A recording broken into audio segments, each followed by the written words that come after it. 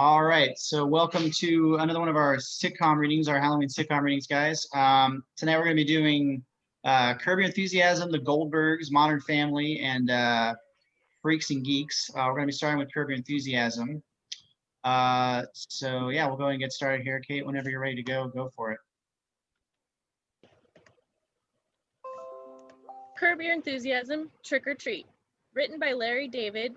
Transcribed by George Bald Asshole Graham. Fade in.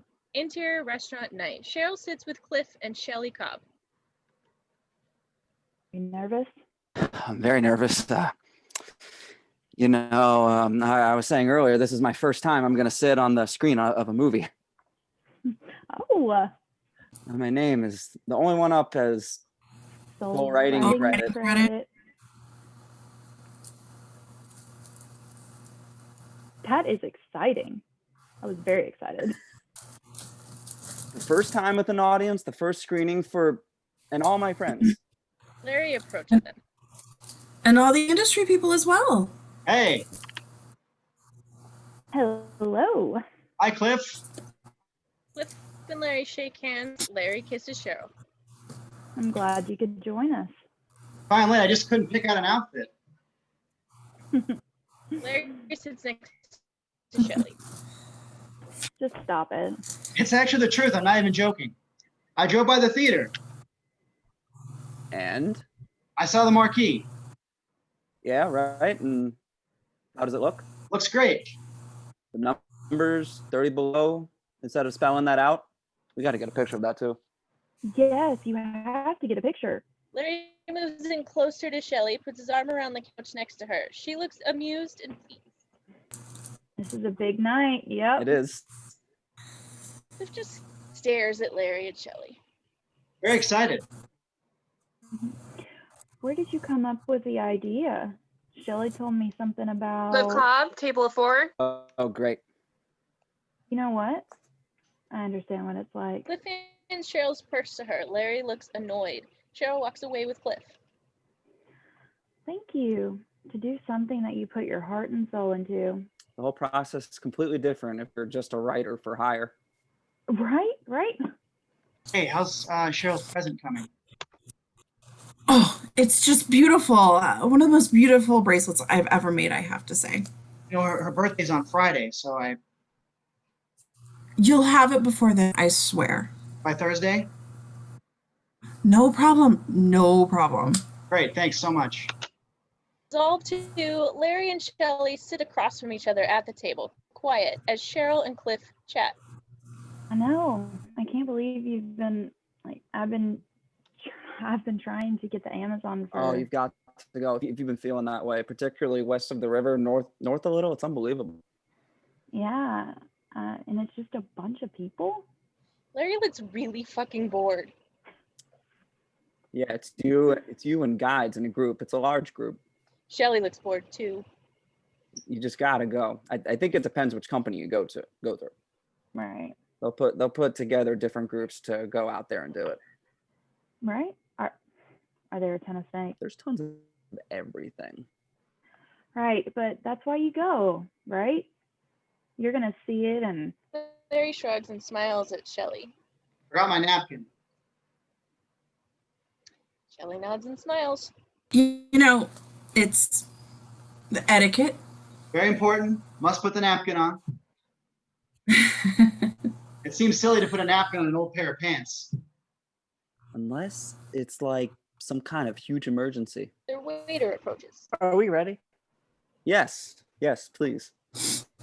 Okay, I think I'll have the grilled salmon. Grilled salmon, all right. Yeah, me too, actually. Thank you. I'll have the paella. Good choice. I think I'm just gonna get a Cobb salad. Dun dun dun dun. Cliff starts to look annoyed throughout Larry's order. Okay, Cobb salad. And I want to make just a couple of substitutions, if that's okay. Sure. Okay, I'll get no bacon, No bacon. no eggs,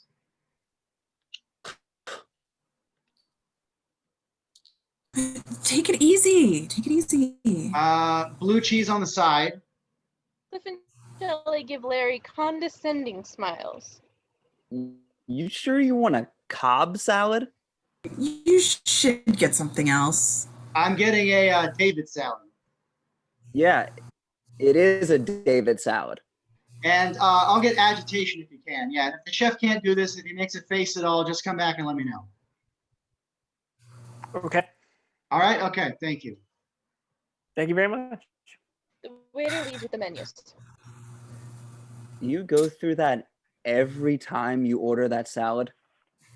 It sounds like you're having a problem with that of some kind. Is it a big deal? What's the big deal? Well, it is. It's my grandfather's salad, and yeah, it is a big deal. So It was your grandfather's salad. My grandfather created the Cobb salad. Is that true? I'm the Cobb of Cobb salad. he's told us this many times. Oh my God. It's true. This is a nice little bullshit story. No. Hey. I'm not lying about this. My grandfather was a chef. He worked all over. And there was a time he was at the Drake Hotel working in Chicago, and he would experiment with different combinations, and the word got out. And that's how the Cobb salad was born. What? Why is that so hard to believe? Oh, no, it's just so unbelievable. It's just so many people do what you just did, and I just don't understand. Well, I can tell you this, I'm not going to do it again if you're at the table. No. I apologize. I'm jumpy tonight. No, don't apologize. The movie, it's I was thinking, what does he give a shit about what I'm ordering in my salad? let's what were we saying? Were we talking about what? I want to get out in the rough. Oh, well, right. Amazon. Did I tell you that I have a very good friend that went to South Africa? Oh, South Africa. I've been there too. He went for a hunting trip. You know, my grandfather's name was Harold Bingo, and he invented bingo. Are you aware of that? Cheryl and Cliff continue to talk, oblivious to Larry. Shelley laughs. Do you move your camp or is it just base camp? I'm not kidding.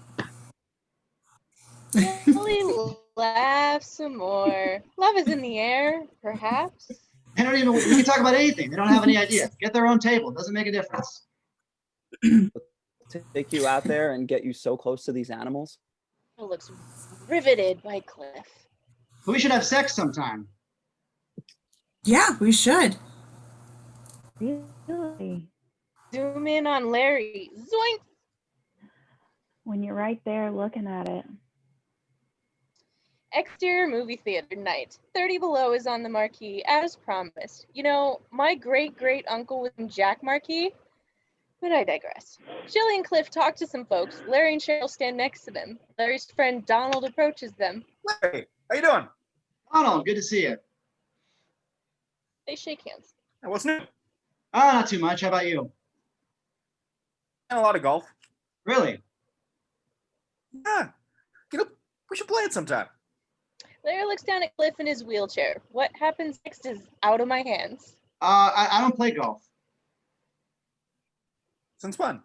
I haven't played in a long time. You don't play golf anymore? No. Larry, come on, listen. If you change your mind, just let me know, okay? Good to see you. Okay.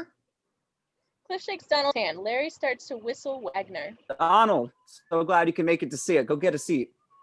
Listen, I'm gonna check the house. Okay. See what's up. Larry continues to whistle. What is that? I don't know that. It's Wagner. Really? It's called Siegfried Idol, and he wrote it as a birthday present for his wife Cosima. Really? She woke up in the morning and she heard this beautiful music, and she came out on the landing and he was conducting this orchestra. It's so beautiful. So romantic. Yeah, listen to this.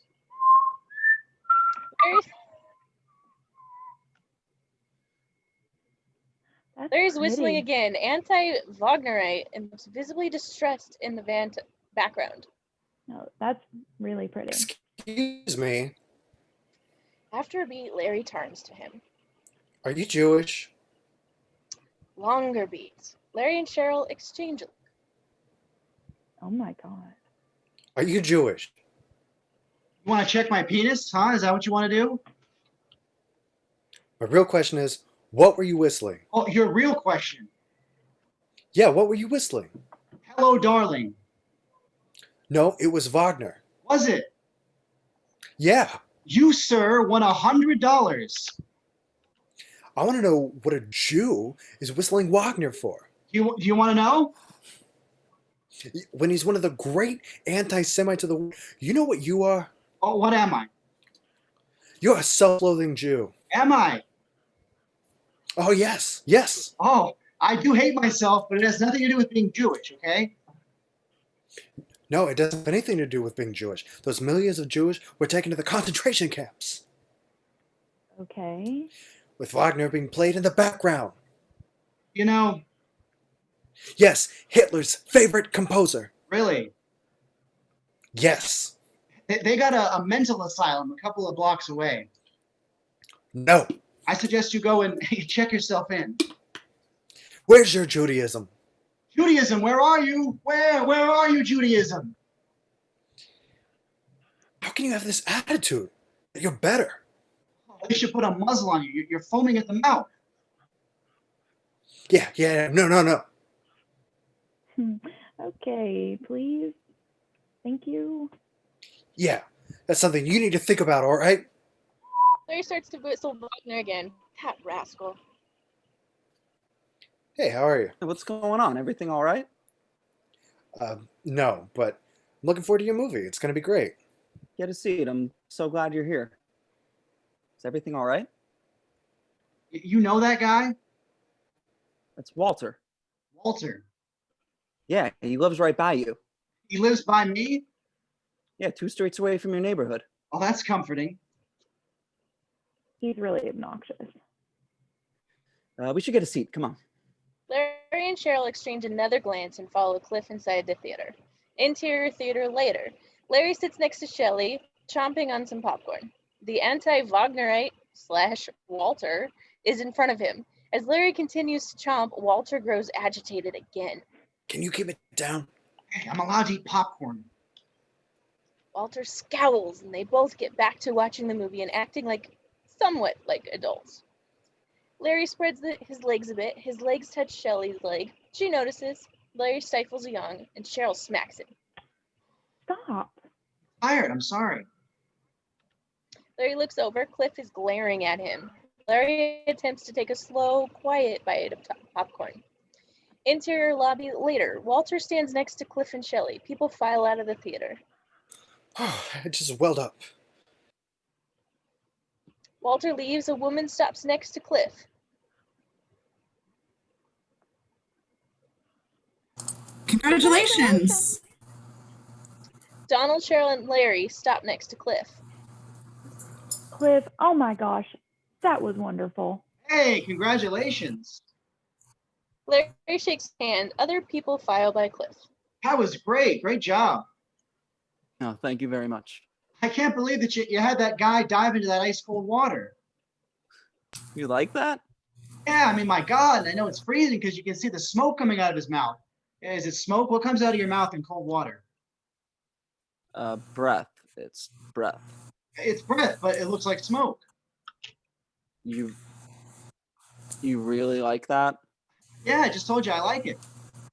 Yeah. All right. I thought it was good. Really? It was good. Hey, we should go out for a drink, you guys. Larry, probably not, right? You have a big day tomorrow. He's got to get his sleep. Why? What do you got going on tomorrow? Nothing. I'm just sitting around. I'm not doing anything. I don't have a big. We're tired too. Tomorrow I'm sitting around. I'm not doing anything. Sitting around? Listen, thank you for coming. Yeah, hey, great job again. Hope you liked it. Bye. Larry gives Shelley a big ol' hug. She soaks that shit in. I want to see those pictures. I'll get you the pictures. Larry breaks the hug and starts to walk away, confused. And everything was perfect. You should feel so proud. Are you happy? Yeah, because it was really great. Cheryl hugs Shelly. Careful, Cheryl. Interior Larry and Cheryl's house bedroom later that night. Larry brushes his teeth in the mirror. No, yeah, I loved it. Honestly, I did. I thought it was really good. I thought it was really good. Who are you talking to? Wanda, yeah, no, it was really good. I loved every minute. And then I looked over and Larry is yawning. What? He invited us to this movie. I wasn't bored. I was yawning because I was tired. Can't somebody be tired and yawn? I mean, it's a biological function. He invited us to that screening. It doesn't necessarily mean you're bored. I know. I thought it was rude. I thought it was. And of course. Larry gets back to brushing. Yeah, really rude. Yeah. You know who Cliff is? Cliff Cobb. Yeah, the cute guy in the wheelchair. Yeah. So we're in the lobby and we're talking to him and everyone's congratulating him and he's having this great night. And then he asks Larry what he's doing tomorrow. And Larry said he's just sitting around. Hey. Instead of telling him he's playing golf.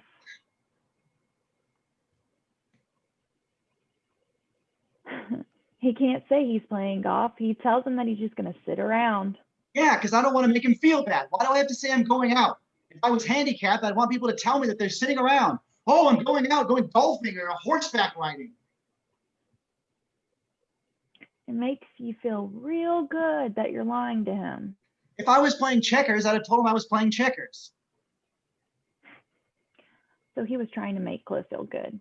That's a good thing.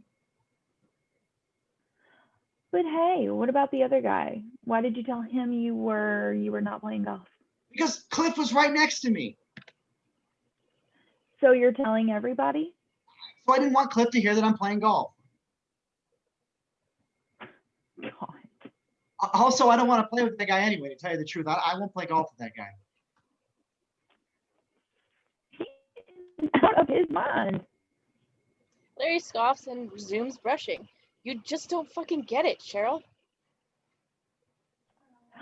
I know. He thinks he's doing a really good thing. Interior Larry's office front desk day. Larry enters in golf attire. His receptionist, Antoinette, talks on the phone. Yeah, absolutely. Okay, I gotta go. Bye. She hangs up the phone as Larry stops next to her. Trick or treat. Oh yeah, this is a Halloween episode. I totally forgot. Happy Halloween. Yeah. Festive, huh? There are a couple of small orange balloons on the wall next to her, so, yeah, pretty festive, Antoinette. Hey, very nice. You going golfing? Yeah, actually. You look very snazzy. Yeah? This is a good look on you. I like it. Thank you. Well, I don't tuck in that much. Golf makes me tuck in. You look good tucked in. I'm really tucked in. Any messages? Your therapist called. They want to move your appointment up an hour. Okay. So please call them. And Shelly Cobb called. Antoinette hands Larry the note card with the messages on it. Hey, the bracelet might be ready. Hey!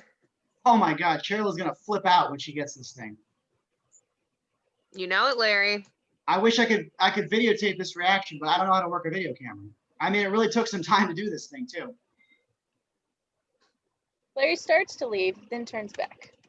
Here's what I want you to do. Okay. I want you to go on the internet and get some information for me on the Cobb salad. Who invented it? Where it comes from? Okay, I'll get on that right now. All right, see what you can find out. Right away. Interior Larry's office moments later. Larry's on the phone. Kelly, hi, it's Larry. Yeah, hey. Yeah, a lot of fun. And again, tell Cliff how much we enjoy it. That was really a good piece of work there. Yeah. Okay, yeah, we should go out. I'll talk to Cheryl. Oh. Just you and me. Oh.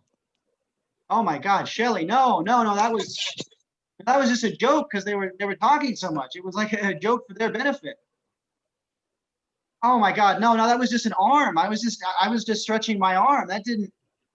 Oh no, Shelly, no, Shelly, of course not. Please, Shelly, you don't. But no, that's not true. But what about the bracelet, Shelly? Larry looks dejected. Antoinette knocks and enters with some pieces of paper. Larry, is everything okay? Oh, the salad stuff. Yeah, so the Cobb salad was created at the legendary Brown Derby in Hollywood. The owner, Bob Cobb, was hungry one night. In the middle of the night, he went downstairs and he came up with it. It wasn't the Drake Hotel in Chicago? No, it was here in Hollywood. You remember that. Let me see that. Antoinette hands Larry her research and he looks it over. Created at the Brown Derby in Hollywood. Right. Cliff Cobb. My friend Cliff Cobb lied to me about the Cobb salad. His grandfather didn't invent it. Bob Cobb did. Eureka! Larry should start a detective agency. Exterior, interior, Larry and Cheryl's house, night. Some trick-or-treaters approach the door. Larry opens it. Trick-or-treat. Oh, look at you. Larry hands out the candy. There you go. Bye. Larry closes the door and enters the living room. Cheryl's on the couch, filling in some little bags with candy. Those kids are really cute. You want to do some? You want to switch? Yeah, you can do some. Okay, well, let me just get a few more bags. A knock at the door. Oh, okay. You keep up you do a few and then we'll switch off. Larry opens the door. Two teenage girls stare at him, not wearing costumes. Trick or treat. Larry just stares at them. How old are you?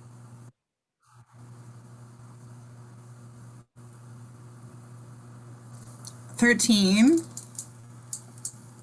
13? Yeah. All right, go for it. Trick or treat. Trick or Trick or treat. treat. Larry just stares at them. How old are you? 13. 13. 13. Yeah. Yeah. You look more like 16, maybe even 17. No. No, we're 13. Can we just have our candy, please? Where's your costumes? I'm being my sister. This is my costume. I'm a teacher. You're a teacher. Yeah. Wow. I would like to get my seat in your class. You got candy? Hello. Yeah, I don't think so. Are you kidding? It's Halloween. Yeah, I know. It doesn't mean you're entitled to go around to people's homes and bilk them out of candy. Are you kidding? Yeah. Asshole, fuck you. Larry closes the door on them. Exterior, Larry and Cheryl's house the next morning. Close up on an angry Cheryl in the driveway. Larry! Larry exits the house and sees the destruction the teenage girls have wrought. Holy shit. Every tree surrounding them is covered with toilet paper. Can you believe this?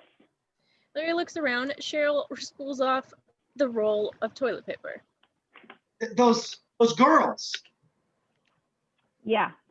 Why would they do something like that? Because I didn't give them candy, that's why. You're standing at the door with a bowl of candy. Why can't you? Because I don't think 17-year-old girls with no costume on, if they didn't have a costume on, you shouldn't be allowed. Who cares? They were just using Halloween to get candy. Who cares? It's Halloween. Just give them candy. You just use the holiday for your own selfish purposes? So what? So you'd rather have them toilet paper your house? I didn't know that it was going to be felony or treat. I didn't think the trick extended to felony. Why would it kill you to just give them a few pieces of candy? I don't understand that. Because there's got to be some kind of cutoff, shouldn't there be, for Halloween to work? What is it with you and your cutoffs? You shouldn't be there and excuse me. And your shouldn't there be and should there be? Who cares? What, you're going to be 40? Trick or treating at 40? Can I have free candy? I'm 40 years old. I want free candy. You know what? Not everybody knows your rules, Larry. Yeah, you gotta set a rules, and you think everyone's gotta adhere to them, but they're not, and nobody knows them. Larry glares at her. You know what? You have a long day of cleaning ahead of you. I'm going to clean it up by myself? Yeah, you're gonna clean up this all by yourself. Whose fault is this? Yeah, well, I'm going to call the police. Larry slams the front door, revealing a bald asshole message spray painted on the doors. Cut to Larry and Cheryl in the driveway later with 2 policemen. They had no costumes. Right. They had no costumes, and for some reason, that really upset him. Yeah. Now, you're sure there were no costumes? Yeah. Because sometimes they can be very subtle costumes. No, they weren't subtle at all. There were no costumes. They were just going around from house to house for candy. Yeah? Okay? Is it possible to find these girls and maybe talk to their parents or? Well, by your descriptions, dark hair, 20 years old. I mean, there's 10,000 kids who could fit that description. It was sort of Elvira. She looked like Elvira. So she was kind of in a little bit of a costume there, the Elvira thing. No, that wasn't a costume. I'm just using Elvira to describe her. That's all. It's just a way to, it's a shorthand. They knocked on the door. They said trick or treat. Yeah, they said trick or treat. And you had treats. Yes. I was giving out candy all night, but I don't have to give them candy. I don't deserve candy. I don't deserve this. Points to the front doors. Bald asshole. That's a hate crime. We're a set. We're a group. You can't call us bald assholes. I mean, what if we were gay? Would that be gay asshole? That's a hate crime. But it says bald asshole. Yeah. Not the same. But we consider ourselves a group of people. Sir, I'm bald. I'm not offended. Well, with all due respect, Officer Bird, you are not bald, okay? You've chosen to shave your hair. That's a look you're cultivating to be fashionable. And we don't really consider you part of the bald community, with all due respect.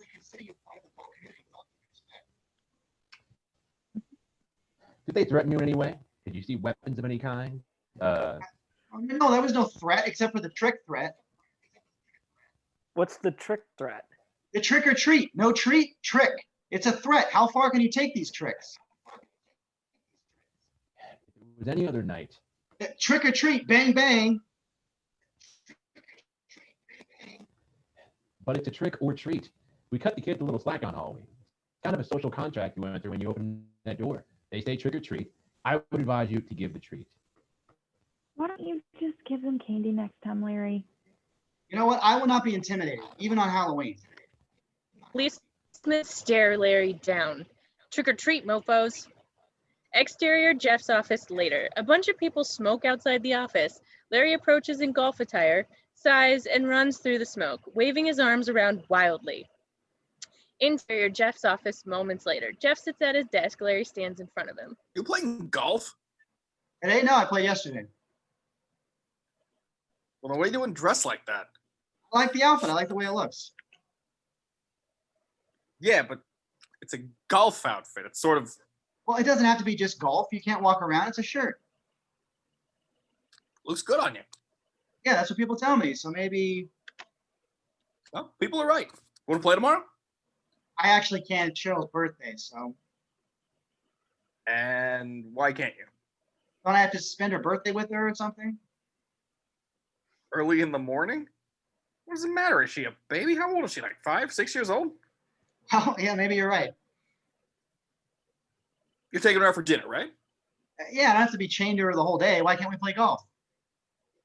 I'll come by in the morning. I haven't seen the house yet anyhow. Great, we'll play. You're on for tomorrow. Not a religious holiday, for God's sake. No. Let's just talk about this Jason Alexander thing. What's going on? Oh yeah, for those who are unaware, Larry wanted to do a sitcom with Mr. George Costanza where Jason plays an actor not unlike himself, who has been typecast and has grown to hate his George-esque sitcom character. So it's pretty meta. Oh no, I've gone cross-eyed.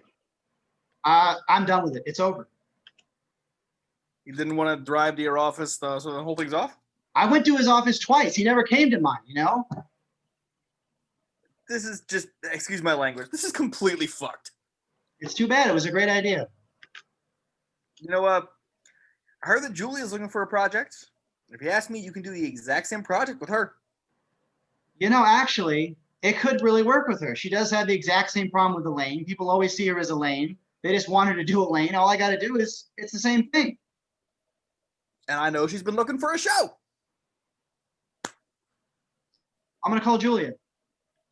Great. Exterior Jeff's office later. Larry exits and makes his way past the smokers.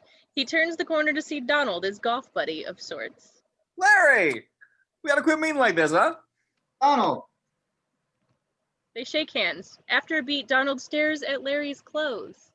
So, can I ask you something? Oh, How's the golf, Larry? I didn't play golf, Donald.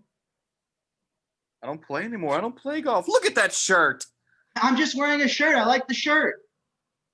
Nobody would wear a shirt like that unless they're gonna golf. Donald, I like the shirt. I get a lot of compliments on this outfit. Fine, okay. That's the way it's gonna be. So be it. No, it's not the way it's going to be. I like the clothes. Yeah, of course. Donald enters his office in a huff. You don't have to just wear them on the golf course. You're sick. You can wear clothes. These clothes don't. Stop it. Stop it.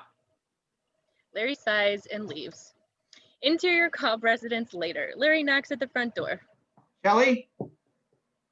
He enters. Sinister music plays. Kelly? Shelly? Cliff creeps up behind him. Shelly's not here. Oh, hey, Cliff. What are you doing? I need my the bracelet that she made for me. Oh, yeah, the bracelet. Yeah, it's my wife's birthday tomorrow, so. Yeah, your wife's birthday. Forget the bracelet, Larry. There isn't going to be any bracelet. No bracelet. I know what's going on. You know what's going on? I know what's going on. You think I don't have eyes, huh? I'm not blind. Get it straight, all right? My eyes work. What the hell are you talking about? What am I talking about? Yeah, what are you talking about? I'm talking about the little knee game with Shelly. I'm talking about the arm over the neck. You're busted. Oh, yeah, I'm busted. She told me in the restaurant you propositioned her outright. I was joking around at the table, okay? And she probably took me seriously. She did take it seriously. Yes, she did. And I'm taking it seriously too. I was joking around because you guys were talking and I just wanted to see if you were paying attention. You didn't even hear me say that. So that's how friends joke around? Yeah. One friend jokes with the other friend. I was just joking around. Let me ask his wife to screw me. That's how you joke around? Larry grows silent. Cliff notices Larry's golf clothes. Wait a second. What the hell are you wearing? What? Those are golf clothes. I didn't golf today. You said you weren't golfing. I didn't golf. Why the hell are you wearing these clothes? Because I like the way they look. You expect me to believe that's why you're wearing that? Yeah, they look good. People compliment me. They don't look good. I'm tucking in now. I can see, Larry. I can see. You're a liar, man. Oh, I'm a liar. You're a two-faced, backstabbing liar. Oh, I'm just realizing this now. Oh, yeah, it's all coming crystal clear now. Yeah. You're a liar. Oh, okay. I'm the guy who goes around telling people that my grandfather invented the Cobb salad. That's true. That's me who does that. Well, that's true. The Cobb salad, my friend, was invented in 1937 by Bob Cobb at the Brown Derby. No. That son of a bitch stole that salad from my grandfather. Bullshit. And you call my grandfather a liar? Cliff wields towards Larry and chases him outside. Dead, you son of a bitch! Interior Larry's car later. Larry's on the phone as he drives. Irresponsible, Larry. It was invented in 1937 by Bob Cobb in the Brown Derby restaurant. Oh, what's he gonna say? I had him dead to rights. He couldn't say anything. Larry drives by a house where girl number 1 is on the front porch. Oh my God, I gotta call you back. Larry exits his car. Girl number 1 / Elvira is on the phone. Hey, Elvira. Some fucking weirdo is trying to talk to me. I'll call you back. She hangs up and lights up a cigarette. Hey, Elvira. What the fuck do you want? What the fuck? Hey, that's some language for a 13-year-old girl. Impressive, huh? Very impressive, yes. Did you have a good time last night? Mm-hmm. Yeah, where are your parents? I'd like to talk to them. They're not home. They're not home. No, they're not. Can I help you with anything? Pan up to reveal Walter / Mr. Anti-Wagnerite himself, staring at Larry from the second floor window of Elvira's home. I suspect they are, otherwise you wouldn't be smoking outside. No, I have respect for the household. Do you? I'll bet you do. Elvira quickly puts out her cigarette as Walter exits the house behind her. Larry David, what brings you to our Jewish home? Well, now it all makes perfect sense. What makes perfect sense? This is your daughter, isn't it? Yes, this is my daughter. Well, I think you might be interested in knowing that your daughter last night threw eggs at my house, papered my house with toilet paper, wrote bald asshole on my door. Bullshit! Did you throw eggs at his house and put... No, he's crazy. No, she says no. She's a liar. She's not a liar. No, you're a liar. You're a liar as a human being. Oh, here we go. I heard about Cliff and his wife. Oh, did you? Yeah, I heard about you trying to sleep around with her. You're disgracing your people. That's what you are. Yeah, the psychometer's back on now. Postman, come here. Tell the neighborhood. Larry starts to walk away. Okay. What a chandelier David is. Bald asshole. Not only are you a lousy Jew, but you're a lousy human being. Larry shrugs and heads to his car. He screws the wife of a man in a wheelchair. A shanda. Maybe you should have given me some candy. You're a lousy Jew. Fade to black.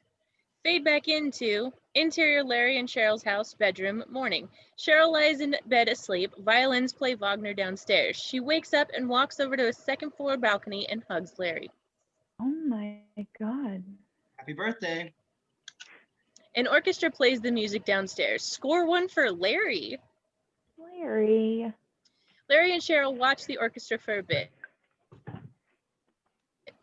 Jeff enters through the front door dressed for golf. Larry looks upset and waves Jeff away.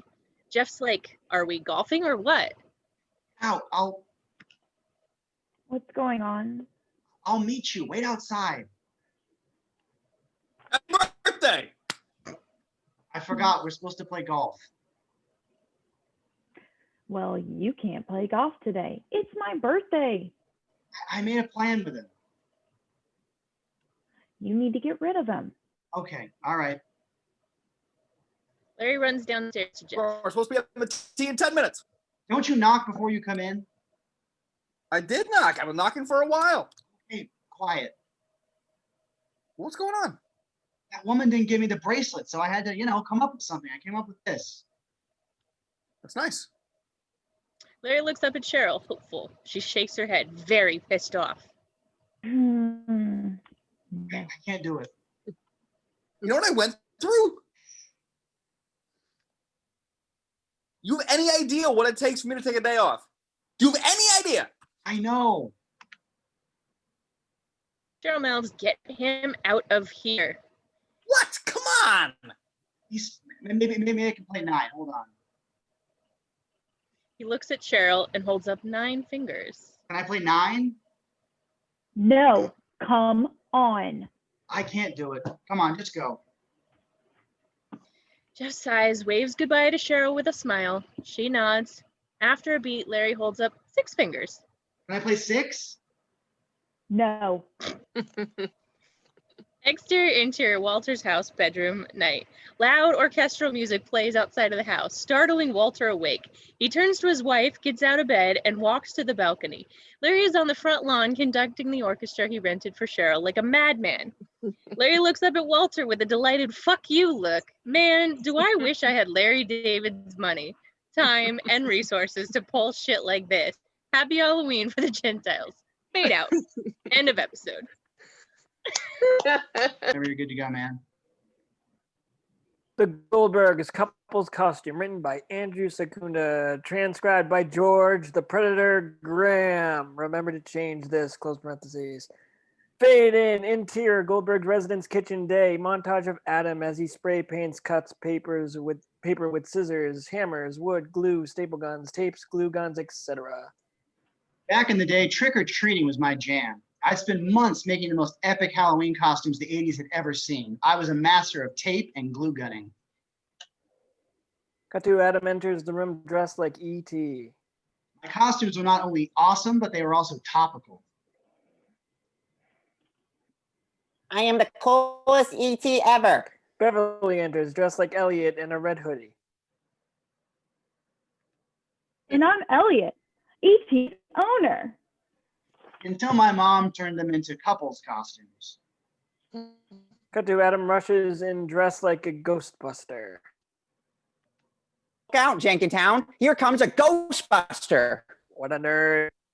It was embarrassing. Beverly enters dressed like Mr. Stay Poofed. And I'm his Stay Puft Marshmallow Mom. Adam sighs, gives a what the fuck look into the camera. And every year it got worse. Cut to Adam as a RoboCop. Freeze, cop. I'm a RoboCop. Beverly awkwardly enters as ED-209. Omicorn first. Well, I'll let her tell you. And I'm ED-209, Omcorp's first foray into robotic policing. Cut to him as Indiana Jones. And I'm D. And it got more frustrating. Beverly enters as Mork. And I'm Mork. I thought you said you were going as Mindy. Why would I be going as Mindy? Well, I guess we're Mork and Indy. Beverly chuckles. Adam looks like he wants to die. Interior living room later. Adam dressed like the alien, stands next to Dana, dressed like Ellen Ripley. They look into a mirror. But not this year. My girl was in town, and she'd be the Ripley to my alien. I love us. Me too. Which is why I want you to have this. Adam holds up a Green Lantern ring. Ryan Reynolds would be so proud / ashamed. Dana takes it from him. Oh my God, our promise ring. I know. I know you gave it back when you moved, but I think we've proved nothing can stand between us. Dramatic music plays as Beverly rises like a predator out of hell. Not a sexual predator. Get that chop, predator. Hey, Boopy. Adam and Dana look leaping startled. What the hell? It's me. It's Mama. I'm the predator. She makes smooching. Remember when the Predator gave Danny Glover a big old smooch in Predator 2? No? Huh? Must have been a deleted scene. Stop it. The Predator doesn't talk with smoochies. He clicks. Well, this predator kisses instead of kills. You're ruining the property. Or is Preda Mom making it better? Preda Mama coming to TLC. I told you, this year I'm doing couples costume with the person I'm actually in a couple with. Hi, Mrs. Goldberg. Dana. Look, your alien movie has nothing to do with my costume. At least not that I know of. God. What? Oh my God. What is Beverly this? holds up an Alien versus Predator comic book. It's your favorite comic book? Alien versus Predator? Now, when did these two get to know each other? Said our costume was mom-proof. Forgot about the crossover. This is a very happy coincidence. We're going to make quite the trio. No, you were not following us around tonight in that costume. You want me to follow you around without a costume? Come on, I'm going to look crazy. She puts her predator mask back on. She looks crazy. I don't need my mom's help to go trick-or-treating. I'm going with Dana, not you. Oh, okay. I guess I'll just go. Have a good time without me. Beverly heads to the stairs, dejected. If you need me, just call my name. For anything. Adam and Dana just stare. Or I could just stay if you want. Adam and Dana avert their eyes from their momster. Beverly is suddenly at the top of the stairs now. Did someone call me? I thought I heard, please don't go. She continues up the stairs. Is there another way out of here? Nope. Call if you need me. Cut to opening VHS titles. Remember VHS tapes? Remember? I remember. Interior living room later. Barry and Erica stare at a map of Dickinson. It was October 31st, 1980 something, and my siblings were hard at work strategizing how to beat Halloween. Okay, here's our path through Jenkintown. First, we hit Tom McFadden's Kager, then we head north and hit these three parties. Adam enters, still dressed like the alien. His head's dangling across his back. Not his actual head, but his alien head. I'll be over here if you need me. Oh, are you planning a candy route? We should combine our data. May I? You may. Barry Nerd punch! nerd punches Adam. Ow, what was that for? Dude, your girlfriend came across the ocean to be with you. Dana lives in Seattle. Exactly. Do you really think she wants to spend her one night in America collecting candy like a little toddler? But that's what we always do. It's what you did. You're adults now. Just listen to your deep yet still high weird voice. Hurtful. Continue. It's Halloween, dude. A night for romance. This holiday is all about girls getting scared and running to a big, strong man for protection. It's evolution. Idiot punch. Erica idiot punches Barry. Ow! But he's got a point. We do pretend to be scared to make it easy for boys because we feel bad for them. Okay. So I should take her someplace scary, like JCPenney. What? What? Yeah, what the fuck, Adam? Like, sorry, this is on ABC, trying to keep it family friendly and shit. Shit, sorry, fuck, sorry. They put a bunch of spider webs up in their mattress display. You know they're fake, but they make you think, what if my bed had spiders? Oh my God, no. There's a frat at Villanova that runs an awesome haunted house. Take her there. What? You want me to pay money to get tortured when candy is free? No, bro. It's just a stupid haunted house. You'll be fine. Dana enters. Hey, you ready to head out? Yeah. Question. What would you rather do tonight? Get unlimited free candy or go to a haunted house? What? Or go to a haunted house? What? Free candy, or we go to a lame haunted house. Super boring. A haunted house does sound cool. Although, I might need you to protect me. Jackpot. I mean, jackpot if I was in middle school. Haunted house it is. Hopefully they have friendly ghosts like Casper. Actually, Casper weirds me out too. How did this nerd grow up to become Peyton Oswald? Oh, okay. No, you're right. This all makes sense. Nerd punch. Barry nerd punches Adam again. Ow! And Barry grew up to become president of the United States. As I was facing my first grown-up Halloween. Into your kitchen later, Beverly smooshes a razor blade into a piece of candy. I never did trust that lady. My mom was facing her first one alone. Barry enters. What are you up to? hiding a deadly razor and some candy. Okay. Don't you judge me. I'm just creating a visual aid to show Adam the dangers of getting candy from strangers without his mother. She picks up her danger candy. See? This used to be fun size. Now it's terror size. You know what's terrifying? The fact that you still want to go trick-or-treating in matching costumes with your almost adult son. I don't want to. I have to. For his safety. Halloween is a night where gangs of streets tough roam the sidewalks looking to rough up children and take their candy.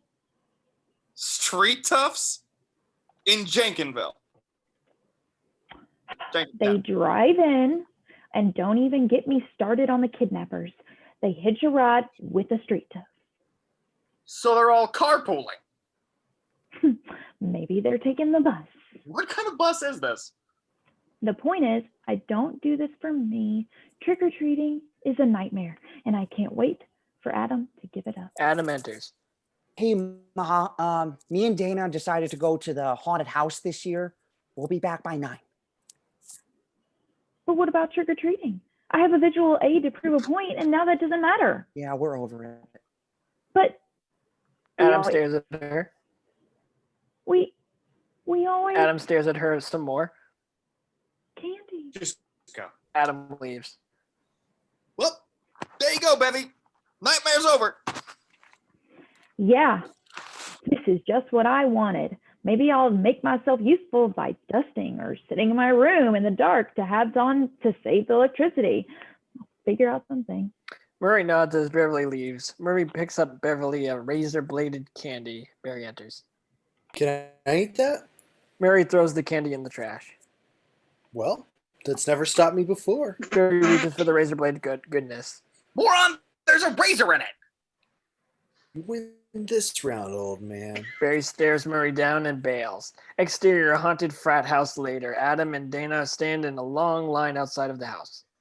While my mom's Halloween was falling apart, mine was coming together. Aw, I love this ring. I'll never take it off again. Besides being a beautiful symbol of our love, that bad boy really makes your eyes pop. Aw. Girlish screams and chainsaw noises come from the haunted house. Holy fucking shit. I mean, oh, darn. Adam and Dana turn around scared. Dana puts her hand on Adam's little alien chest. Whoa. I didn't think this was going to be scary. More screaming inside the house. Adam puts his arm around Dana. Don't worry, girl. Ad Rock's here to protect you. Ad Rock? Yep, I was the man. In that moment, I couldn't believe I ever doubted Barry and Erica.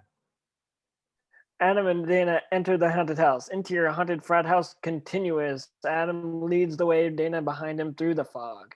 And then a moment later, I remembered why I did. The door slams shut behind them. Dana is startled. A skeleton swings past behind her. But since this was all for love, I knew I could handle some cobwebs and fog. Adam puts his arm around Dana. Nidorus, yeah, dressed like a freaking wolf man, leaps out behind them, dressed and growls. Ah! But not a werewolf.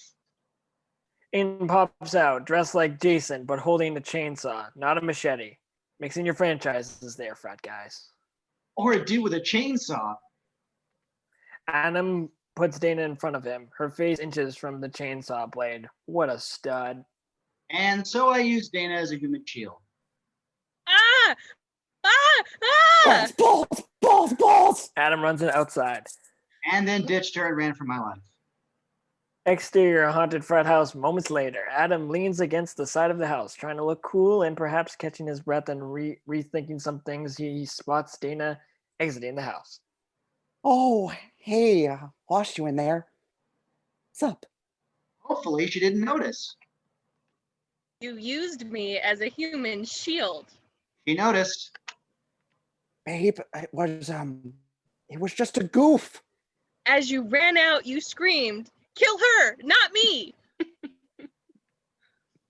You gotta commit hard to a bit, right? He laughs nervously. I left my girlfriend in a haunted house once too. Except it wasn't my girlfriend, it was my mom, and it wasn't a haunted house. It was an Applebee's.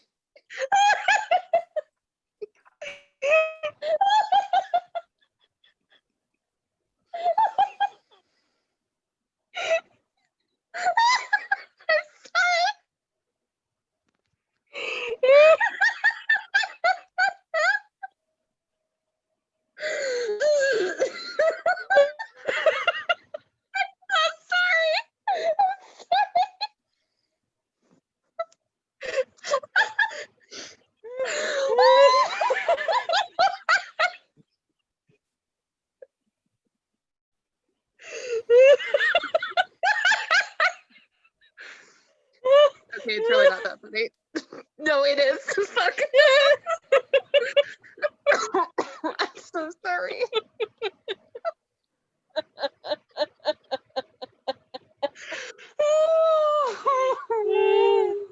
All right, I can breathe again. Hold on.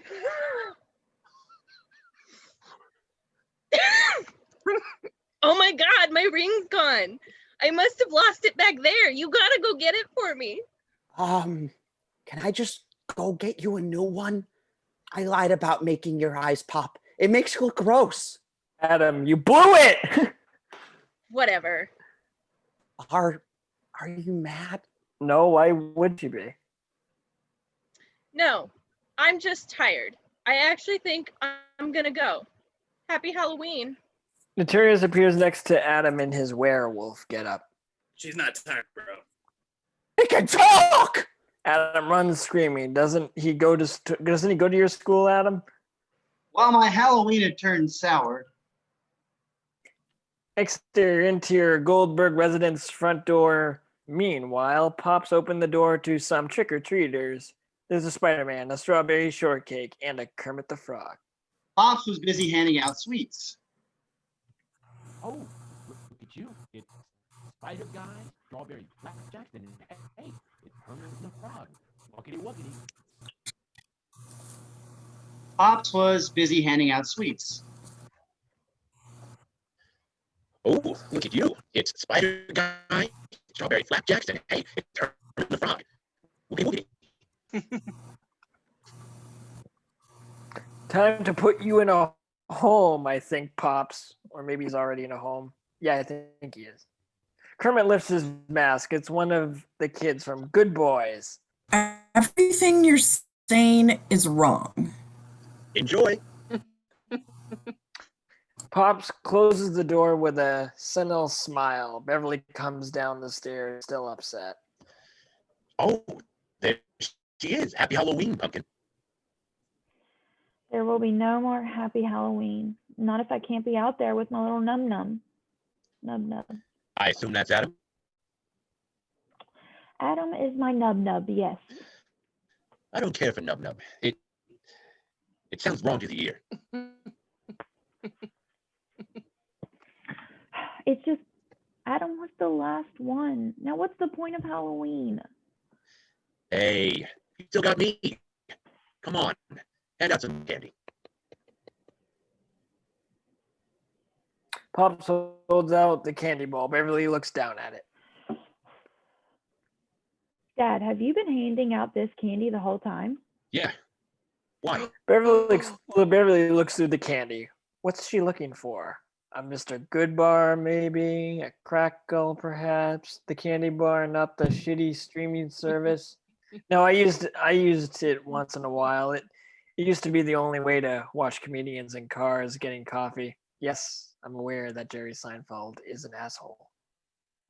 Where is my deadly candy bar? What's happening? Where's my deadly razor candy bar? What's happening? I jammed a lady razor into a delicious treat to show Adam any crazy person could do it. Why would you do that? You know what a safety nut I am. I did it for safety. It's the opposite of safe. I know. Oh God, I gotta find it. Beverly exits through the front door. I must save the children. And save them she would. Exterior neighborhood continuous. Beverly runs to a kid dressed like Alf. It was the 80s. Safety check. Give me your candy. No. I'm not asking. I'm taking. Give it. No. Give it. Alf and Beverly struggle with Alf's candy bag. She snags it, runs over to Kermit. Young man, I'm not street tough. I'm a concerned mama. I'm here for safety. Kermit runs away. Beverly runs after him, breathless. Run towards safety, and away from the razor. She runs by Spider-Man. Spider-Man, give me your bleeping candy. Saving lives, I'm saving lives. Interior, Goldberg residence, Erica's bedroom, night. Erica puts on lipstick in the mirror, dressed like a vampire. Halloween was in full swing, and the night would be more trick than treat. Barry enters dressed in a white karate uniform. Yo, guess who I am? He turns, points to his back. I'm Chuck Norris is written in the black tape. Bruce Lee. What? No, I'm Chuck Norris. Oh, yeah. It's kind of hard to read. Can I fix it? Please do. Erica switches the tape around so it reads, I'm Suck Norris instead classic. Perfect. You're a good person. Adam enters in an adolescent huff. Thanks for nothing, jerks. You ruined my Halloween, you ruined my relationship, and you ruined my underpants. I haven't actually checked yet, but I know what I'm in for. Dude, they didn't tell you to abandon your girlfriend in that haunted house, and they definitely didn't tell you to shit yourself. I would have remembered that. Can we do this later? Suck Norris and I have several parties to hit. What? No, you can't go. I took your stupid advice, and I freaked out in the haunted house like a scared little baby. Dude, it's not our fault. You're a nervous, jumpy wuss bag. Yeah, what she said. Dana dropped her promise ring in that haunted house. Barry, you gotta go in there and get it. No way. We have 6 parties to hit. Come on, just help me. You're always bragging that you're literally not scared of anything on Earth. Or stuff in the sky like birds or meteors. You said many times that you have the strength of 10 men. And 44 medium-sized children. Who thinks like this? And you have claimed you're an unstoppable killing force. I did karate kick a jellyfish at the beach for that one time. It stung pretty bad, but he floated away My lifeless. God, just go and do it already. Oh, fine. I guess this is my burden to bear since I'm the one born with extra testosterone and no fear. You'll really help me? Dude, if anyone can find that ring... He turns and points at the I'm Suck Norris message on his back. Poor, sweet, possibly homicidal Barry. It's this Adam guy. looks at Erica. She shakes her head. Like, let it ride, bruh. As I was in search of my ring, Into your kitchen, meanwhile, Beverly enters with armfuls of kids' candy bags. my mom was hunting down her razor candy. All right. I'm home. Come quick. I need your help. She pours a bag full of candy onto the counter. Pops and Murray enter, befuddled. That's right, befuddled. Holy crap. Did you take all that from the tiny hands of little children? And this. Beverly pours out more candy. Bevy, the razor's not in there. But it might be in here. She pours even more candy. I threw it away. You power walked out of here like a panther. We couldn't find you. Well, this is concerning. You have another bag, don't you? She did. Beverly picks up a clearly heavy pink bag. She also had 3 more in the car. Heavy? I got it. Slams the bulging pink monstrosity on the How counter. far did you walk? Well, I didn't know if that razor made it to the next town. I had to be sure. They hear a series of thuds. Eggs are thrown at the house. Egg, can't believe it. Or, my mind is scrambled. Take it over easy. All those kids she stole candy from were for sure going to get their revenge with a few dozen eggs. Pops, Mary, and Beverly run into the living room. What are you doing? Egging our house, which we deserve. This is going to stain our aluminum siding. Again, well deserved. And the candy back. Beverly rises, puts on her predator mask. The only thing they're getting is a lecture. Exterior Goldberg household continuous. I'm alive. Beverly eggs and dodging eggs from Kermit, Spider-Man, and Strawberry Shortcake. My mom stormed into the dark night to defend our home against Kermit the Frog and Strawberry Shortcake. This is a waste of groceries. Alf throws an egg that splats against the house, inches from Beverly's head. But it became an alien standoff, Predator versus Alf. Beverly locks onto Alf with her predator scope. Alf bails. Beverly chases after him. Look both ways before you cross the street. Turns out years of power walking made her a power runner. Beverly is gaining on Alf like a freaking Jesse Owens. And Alf's little legs were no match for my angry smother. Exterior haunted frat house later. Adam stands in line with Barry and Erica. Hey, Bear, we don't say stuff much, but you're a good brother for going in there for me. Yeah, thanks. I'm just gonna, yeah. Are you okay, man? Of course I'm okay. Why wouldn't I be okay? I'm an A adult. chainsaw revs inside the haunted house, followed by some kitty screams. What was that? Are you okay, man? Yeah, I just had the bravery shakes. God. What's happening with you right now?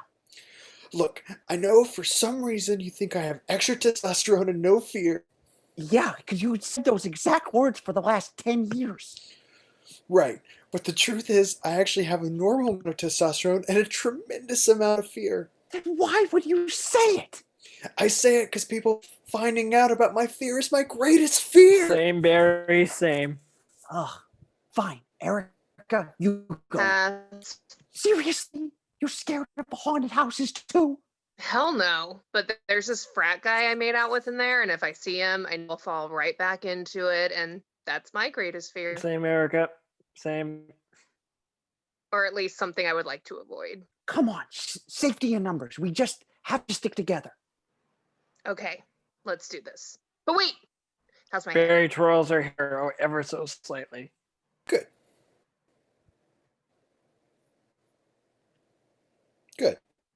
Yeah. Interior haunted frat house. Moments later, Adam, Barry, and Erica enter looking spooked.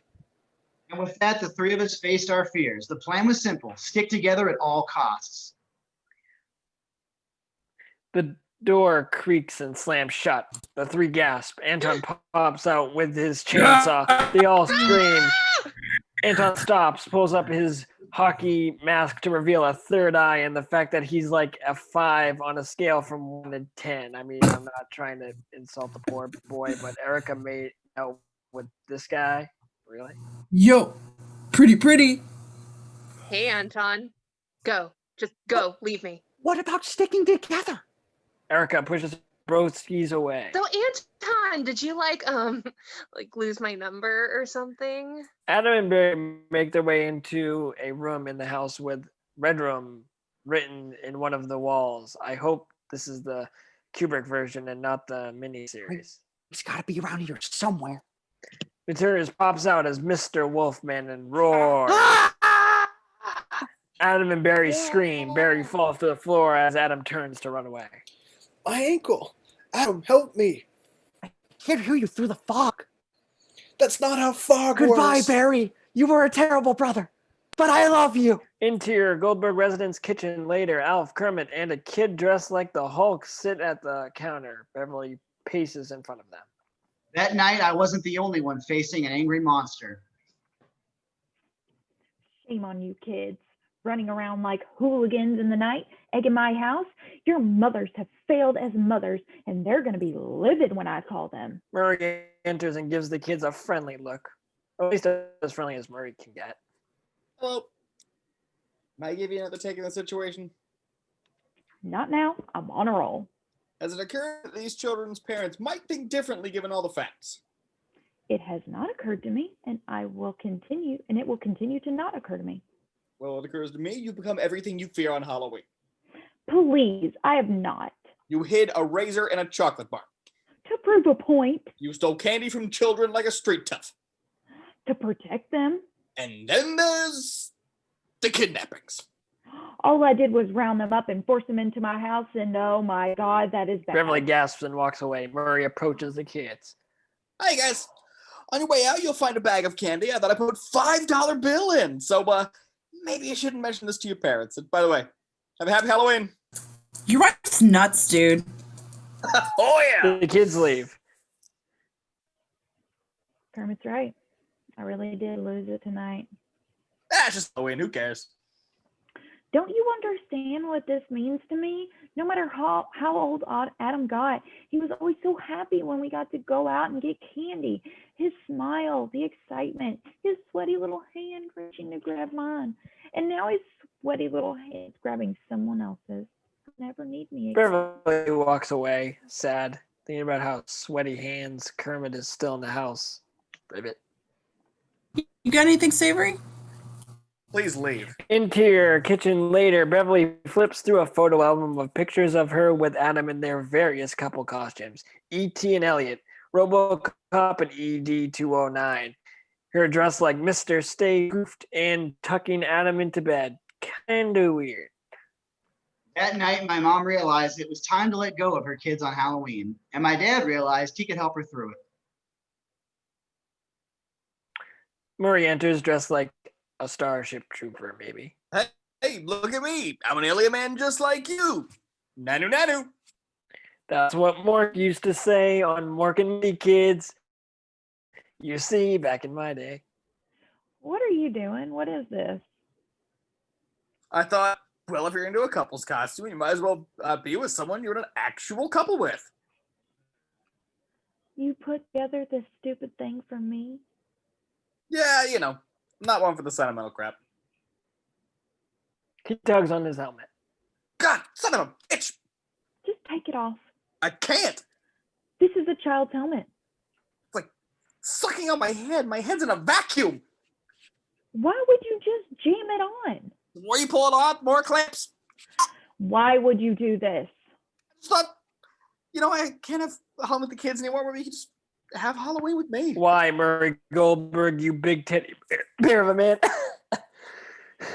That is so sweet, and I would love that.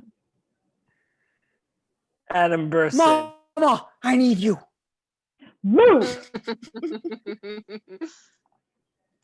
Beverly pushes Murray aside. Boopy, what's wrong? It's Barry. He twisted his ankle in the haunted house. Oh no, where's Erica? She's in there too with a frap-weaning Anton. Oh, hell no.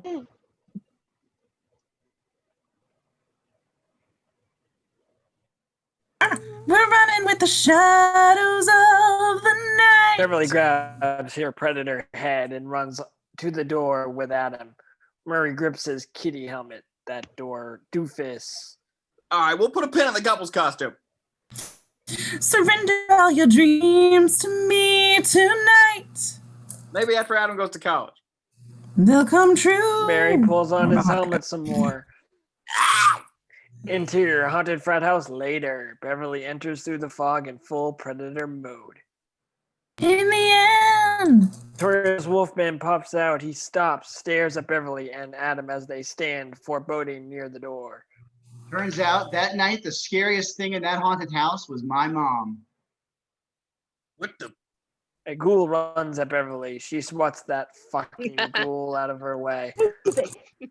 She swats a skeleton dude aside. Out of my way. She bitch slaps a clown. Back off, punk. It's a cold world. Notorious Wolfman bails as Beverly and Adam approach him. When you keep it all to yourself. Mom kick. Beverly, mom kicks open a door. Erica and Anton are inside the couch together. Mom slap. Mom slaps a red cup out of Erica's hand. I said you can't hide. You. Out. Damn it. Call me? On the inside, all the... Oh, God, sorry. All the pain whoever felt. Do not call her. Adam picks up Dana's ring from the floor. He raises his alien mask to reveal her delighted little face. Dana's ring wasn't the only thing I found that night. I also discovered Ransom my heart, but baby, don't look back. Beverly approaches, raises her mask to reveal one proud mama. that my mom and I made quite the team. 'Cause we got nobody else. I found the ring. Then go. I'll stay and find your brother. Thanks, Mama. We're running with the shadows of the night. You got it, my little alien. So baby, take my hand and it'll be Someone's alright. Even though that was our last couple's costume, it turned out to be the best one ever. Bill lowers her mask and goes back into predator mode. Exterior frat house moments later. Surrender all your dreams to me tonight. They'll come true in the end. Beverly exits the house carrying Barry. As much as my mom savored every single Halloween when I was little, this was the one she'd remember forever. You know that sometimes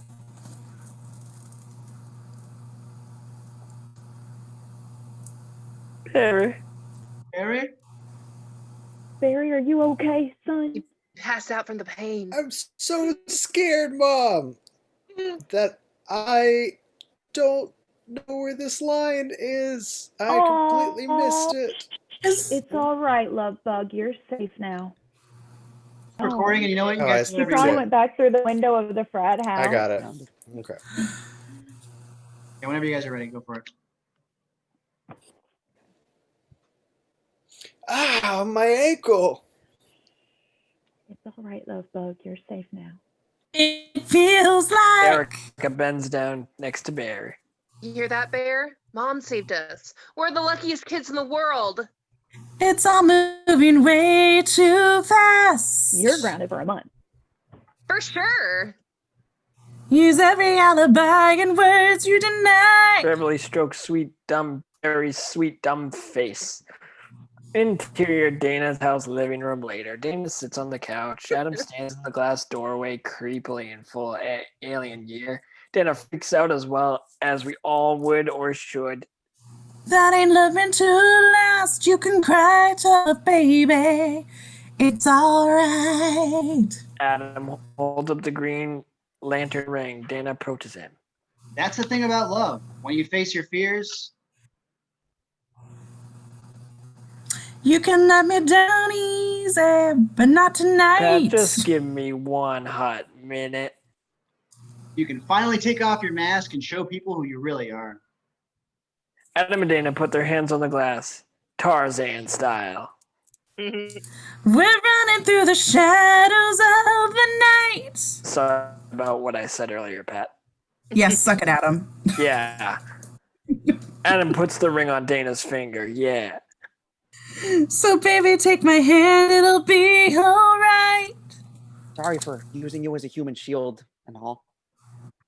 Surrender all your dreams to me tonight. Who do you think you are, Pat? Freddie tap dancing Krueger?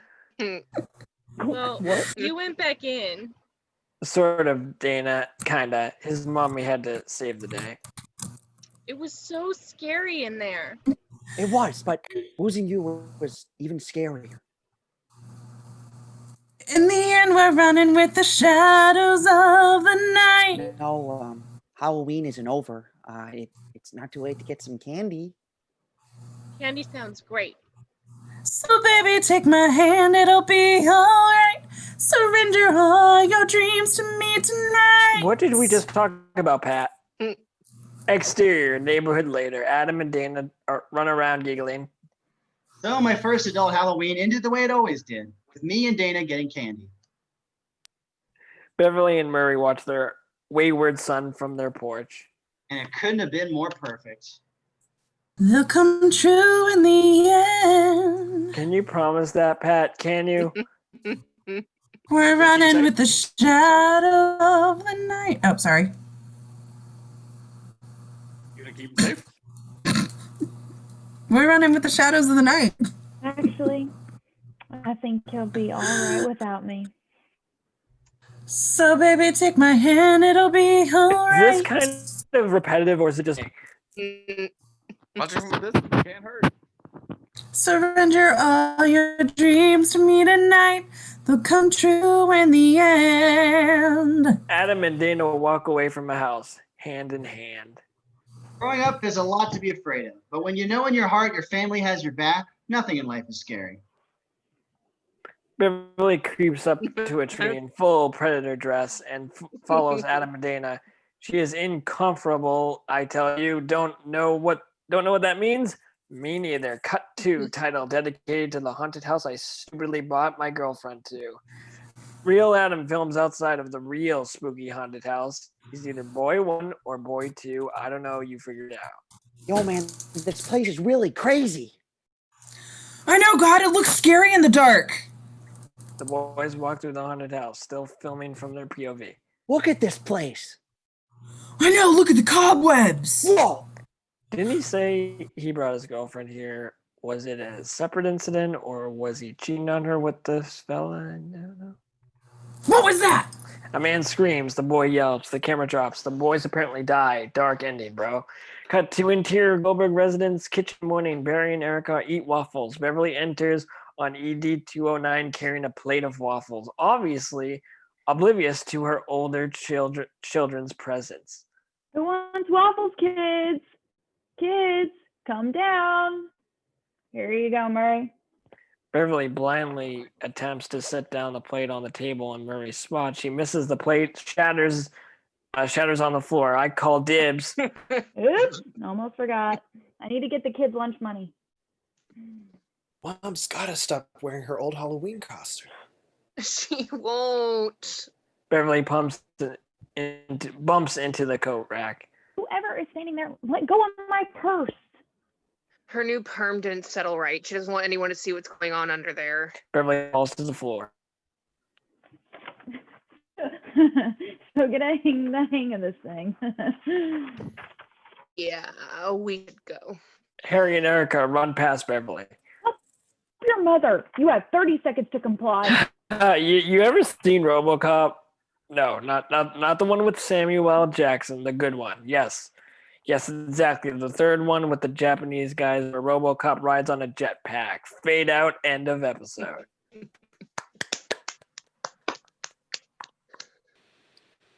All right, yeah, so whenever you're ready, Kate, go for it.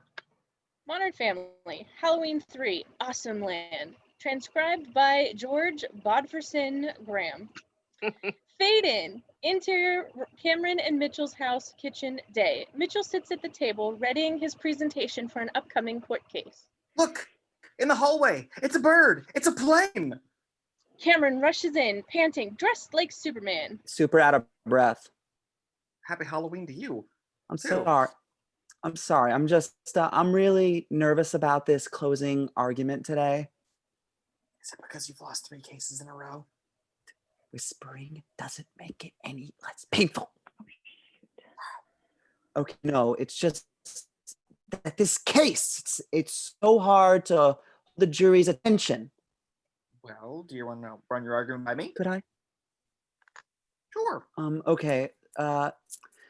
6 years ago, Alder Equities took investment from municipal pension funds and private investors and funneled all of that into offshore. Aboard Cameron reaches for a plastic bag. I've already lost you. No, I was just thinking because it's Halloween. So go for it. I've already lost you. No, I was just thinking because it's Halloween. What if you wore these in the courtroom? Cameron holds up some funny nose glasses. Show the jury, hey, I'm playful. Cam, I'm an attorney, not Bugs Bunny trying to hide on a train. Lily enters dressed like Waldo.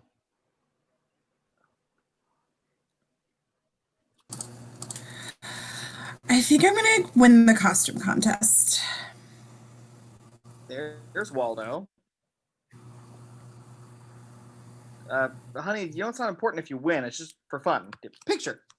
Cameron poses for a picture with Lily. Mitchell takes a picture on his phone. But it's more fun if you win. No offense, Daddy. Lily bails. Mitchell looks annoyed. You know, Lily's been letting me know recently when she's feeling neglected. I think it's because of all my football stuff. That's why I went all out in her costume. Look how incredibly accurate it is. Cameron grabs a Where's Waldo book and flips through it. Where's that little guy? Come on to me. Come on. Here you go. Here you go. Cut to Mitchell and Lily talking head. No matter how long he stares at it, Cam cannot find Waldo. It's crazy. Oh, once he pointed to a barber pole and we just gave it to him. He and Lily nod. They're liars. Those two are liars. Cut back to Cameron continues to struggle to find Waldo.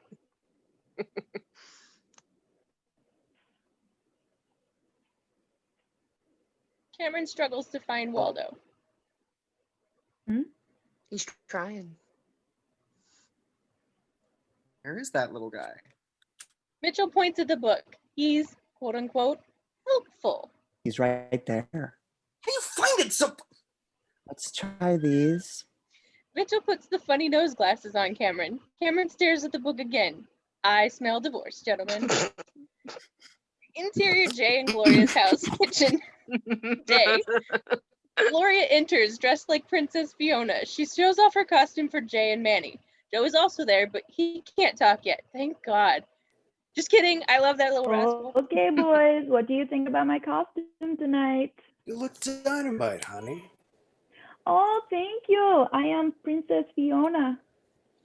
Does that make me a prince? Do I have to keep track of a crown? No, you're Shrek, the ogre. You mean that big green thing? Nah, I don't want to walk around all night with an ugly rubber mask. No, you just need to paint your face green and that's it. Ouch. Yeah, ouch. I smell another divorce. You do this every time. You go as a princess, have to go as some freak. You're Beauty, I'm the Beast. You're Beyonce, I'm that guy. Well, you never want to go shopping with me for costumes, so I get what I want and you are whatever comes with it. Well, this year I'm getting my own costume. And it's going to be tough and manly. Maybe a cowboy or a construction worker. You know, that's what Mitch and Cam were last year, right? Jay's face is all like, well, I probably shouldn't be a cop or Native American or something. Interior, Dunphy residence. Day. Alex slices a bagel. She accidentally cuts her finger. Damn it, I cut my finger. Luke and Phil react barely. Haley mock laughs at her sister. Ah, happy Halloween. No, really, I cut myself. Look. She shows her finger to Luke. Wow, that looks great. What'd you use to make that blood? A knife.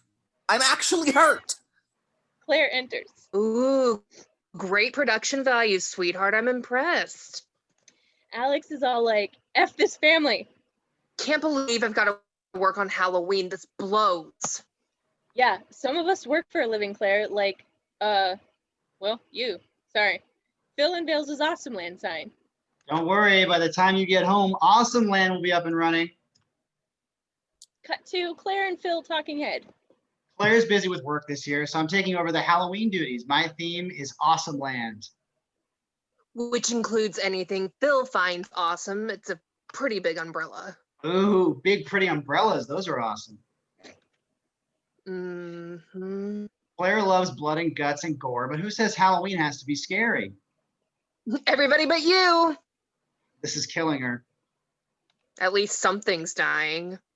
Interior courtroom. The judge is being all judgmental as court is now in session.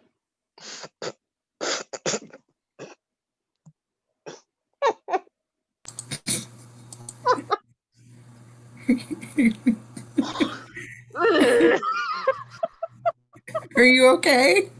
Yeah, I'm totally fine.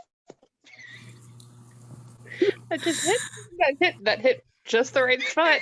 I just was like, pause. Court is now in session. See? Whip pan over to Mitchell. Counselor, are you ready to deliver? Are you ready to deliver closing arguments? Yes, Your Honor. Well, let's get. Oh, wait. Where's Holly? Holly, the stenographer, enters, dressed like a giant spider. Like 8-legged freaks level spider.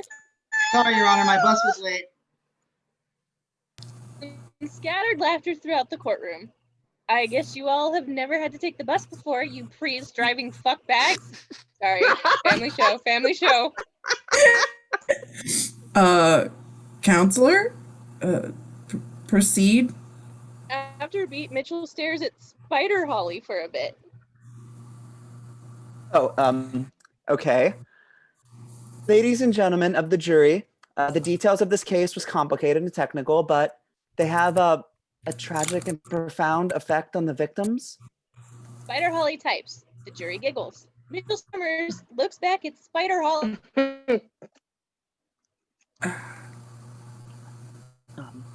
Pensions were squandered, lives were destroyed, and careers once so promising were now ruined. Curb Your Enthusiasm theme starts playing. I'm just kidding. I wish. Interior, Jay and Gloria's house. Later, Gloria enters carrying baby Joe.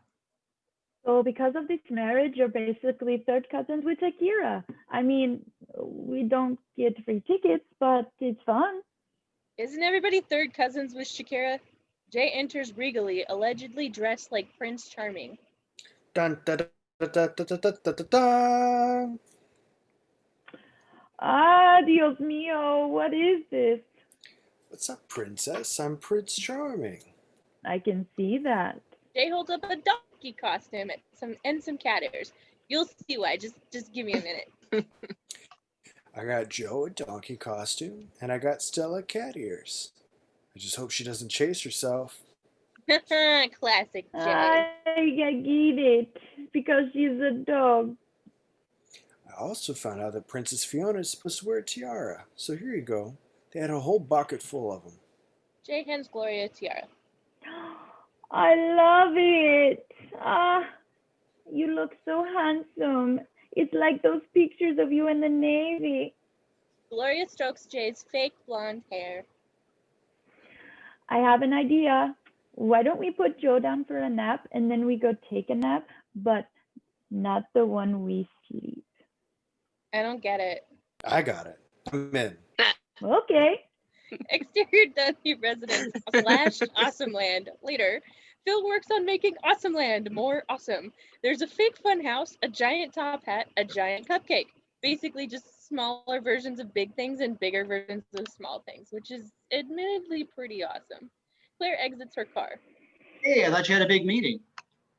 I do, but I left my cell phone here. I needed to read at stoplights so I don't think about stuff.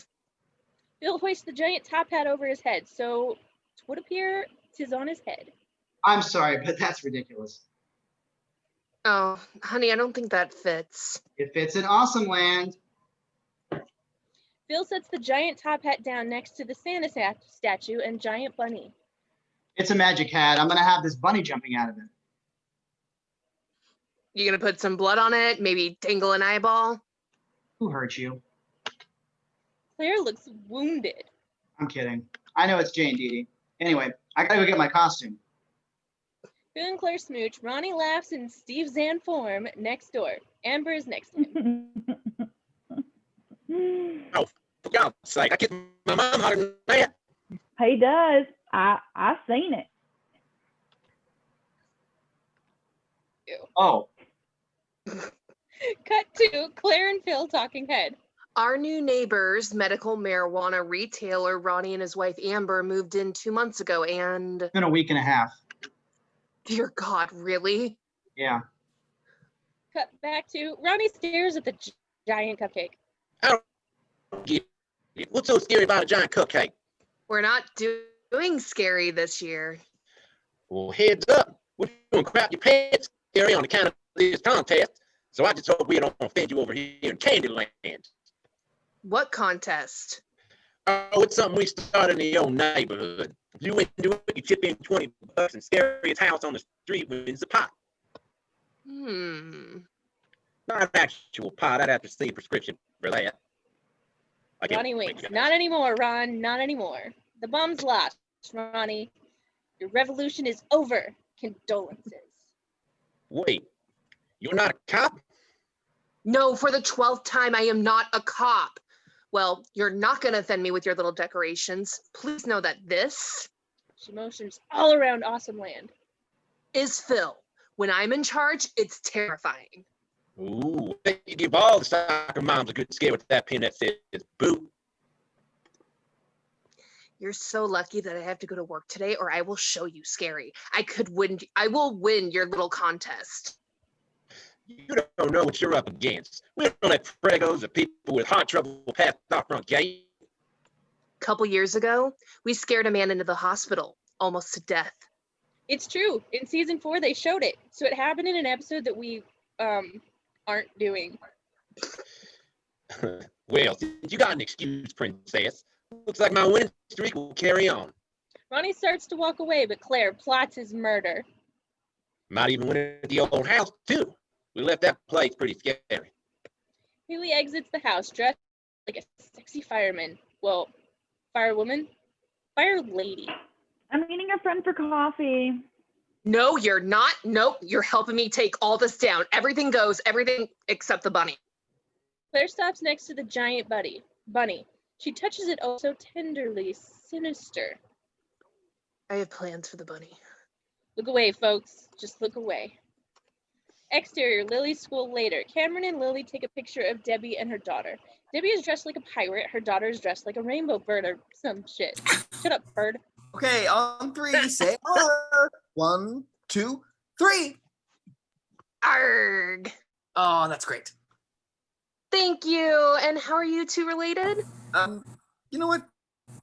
Gay or straight, there's no wrong way to make a family. So, Okay, down, girl. I mean, how are your costumes related? It's a parent-child costume contest. it is? It was all clearly stated on the flyer. There was a flyer? I gave it to you, Daddy. I knew your costume was all wrong. Okay, hey, don't panic. There's plenty of time before the parade. Is there another character? And where's Waldo? Wizard Whitebeard?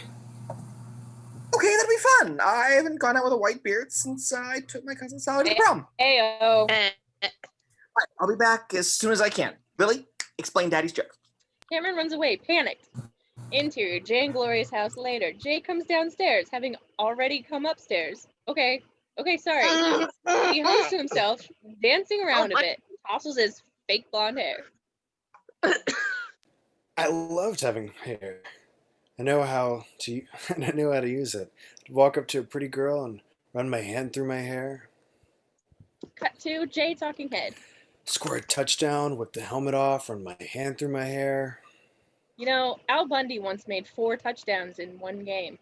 Cut to Jay looks at his hair in the reflection of a spatula. People say clothes make the man. But that makes no sense. What makes the man? Cut back to Jay talking head. Is a nice head of hair.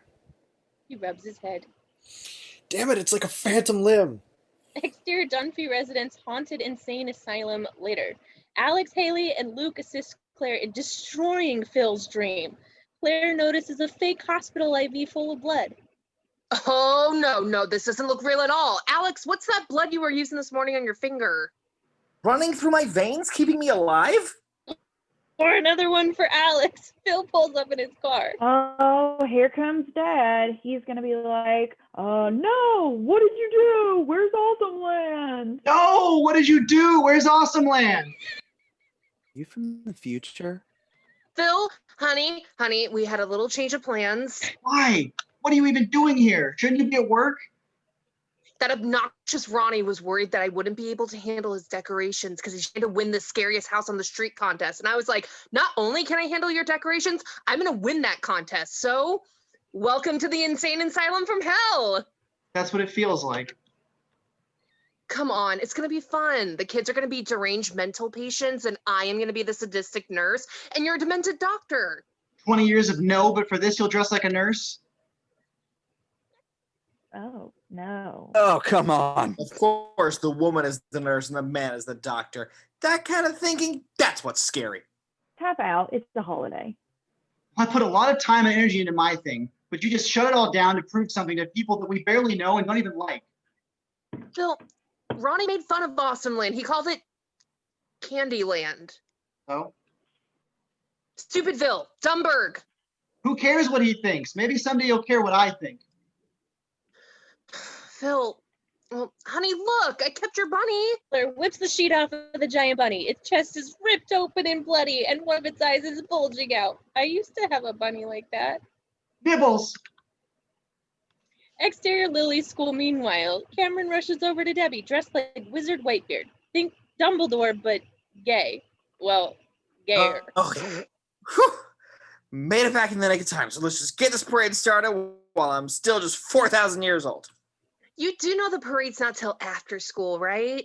No, Debbie, gosh darn it. What? No, I can't stay that long. I have football practice. Oh my God, I have to tell Lily. She's going to be devastated. Cameron looks around from the balcony onto the grass below. Oh no. Where's Waldo? Cameron dials his phone. Since when has the parade been after school? Since always, it was on the flyer. How big was this flyer? Interior courtroom. Mitchell answers his ringing phone. He sees that Cameron has initiated a video chat. So, so this is how we talk to each other now? Mitchell, I have a costume emergency. Just wear it with confidence, Cam. I'm sure you'll look great. Wait, no, I can't find Lily. Oh, okay. Found her by the trash can next to the big kid dressed like a hobo. Oh, you did it. Cameron sees Lily next to the hobo. I don't think that's a kid. I should probably tell a grown-up. Well, you have no idea what's happening here. The stenographer is just like a spider. I cannot get anyone to listen to anything I'm saying. Mitchell, I can't. Cameron hangs up. Mitchell's all like, whatever, Gandalf. Cut to, Cameron runs over to Lily. Lily, honey, listen, Daddy can't stay for the parade. But you promised! No, I know I did, but it starts later than I thought, and I have to get to... Football practice. It's fine. Just go. Lily runs away. No, Lily, wait. No, Lily, wait! See? Two kids dressed like a school bus block Cameron's path. Well, she's gone forever. Interior Jay and Gloria's house later. Gloria, as Princess Fiona, puts the donkey costume on Joe. Jay enters as Prince Charming, sans the blonde hair. Gloria, what happened to my hair? Oh, no, please. I cannot have this conversation again. Yes, Jay, time is cruel. My Prince Charming wig, it's gone. Annie comes downstairs with a kilt and ukulele. Okay, what do you think? Handsome Hawaii or sexy Scott? I can't do this right now. Come on, Jay. This is my farewell tour of trick-or-treating in the neighborhood. I have to go out strong, or should I just do what people are expecting? Stay home because you're 20? Jay, please. Don't be mean to Manny. Maybe Stella took your wig and buried it in a yard. I saw her playing with it earlier. What? You didn't take it from her? I don't understand your relationship with her. You let her lick your feet. Who is that possibly hurting? What am I going to do now? Prince Charming had hair. Please. We don't really know that for sure. There weren't cameras back then. Maybe he had to be charming because he was bald. Wow. I want to go to school in Columbia. Exterior Dunphy residence, haunted insane asylum. Later, Luke stands on the lawn in a straitjacket. Claire, dressed like a nurse, wheels Alex out on a gurney. Really think it's appropriate to be strapping your teenage daughter to a gurney? If we win, it is. I may have to take a pee break soon. Ooh, here. Is this bedpan? Claire holds up a bedpan and Alex scoffs. You serious, Claire? I'm kidding. Gross. I put candy in it. Here. Okay. Claire sets the bedpan of candy on Alex's lap. Luke. She claps her hands in a sleepy Luke face. I think I fell asleep. This thing is like a Temple Grandin hug. Would a dumbass like Luke even know who Temple Grandin is? Because I didn't until I looked her up. So I guess I'm the dumbass then. Haley walks up in a hospital gown. Haley, sweetie, gown's on backwards. Oh, no. It's cuter this way.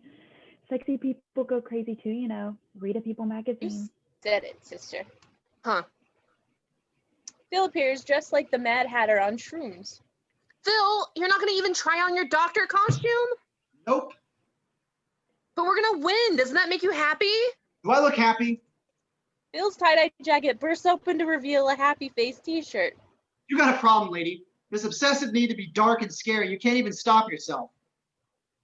I can stop whenever I want. I'm not getting sucked in. I'm having the Halloween that I wanted. Phil yo-yos a yo-yo. Amber walks over shocked. What is all this?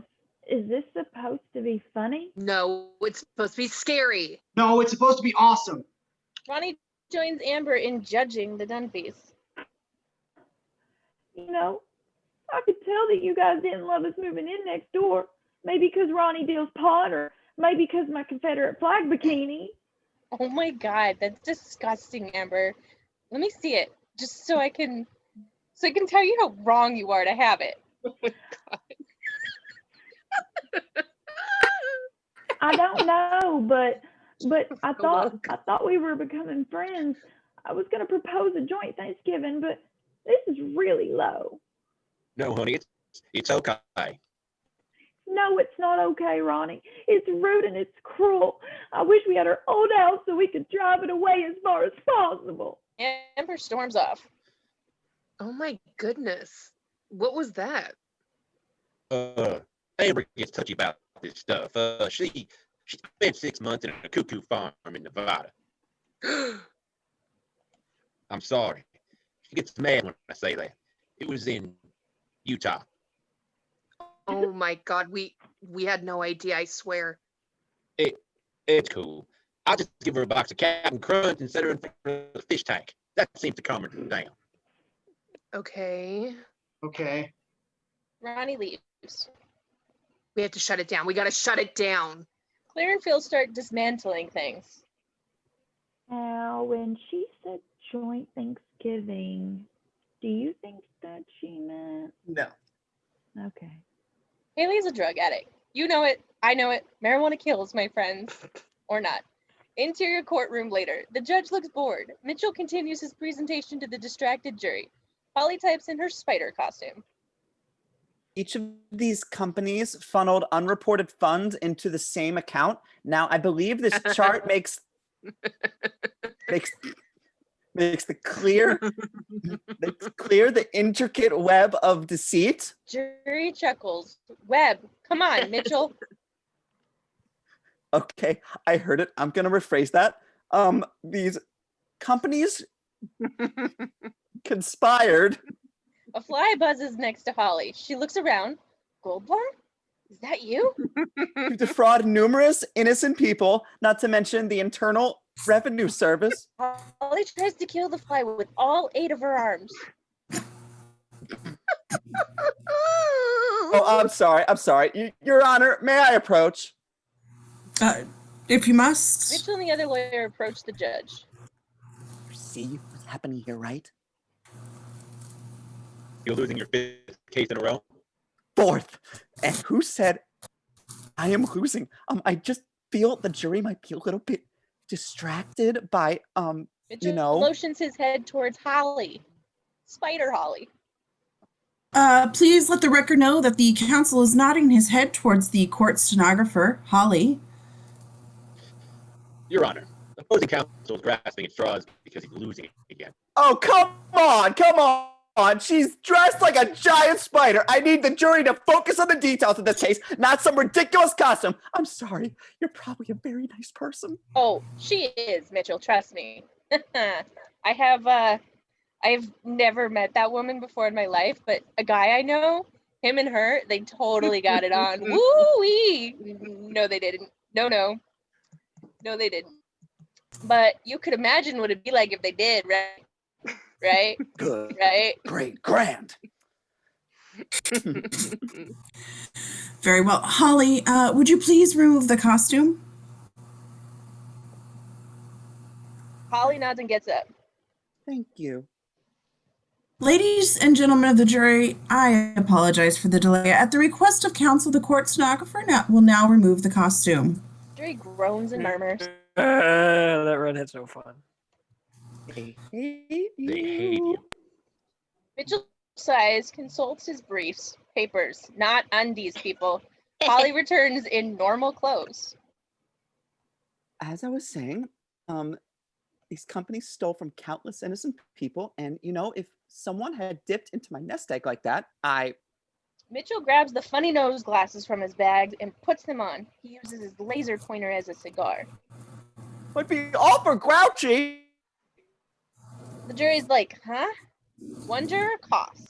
Mitchell drops the laser pointer like a doofus. Cut to Mitchell talking head.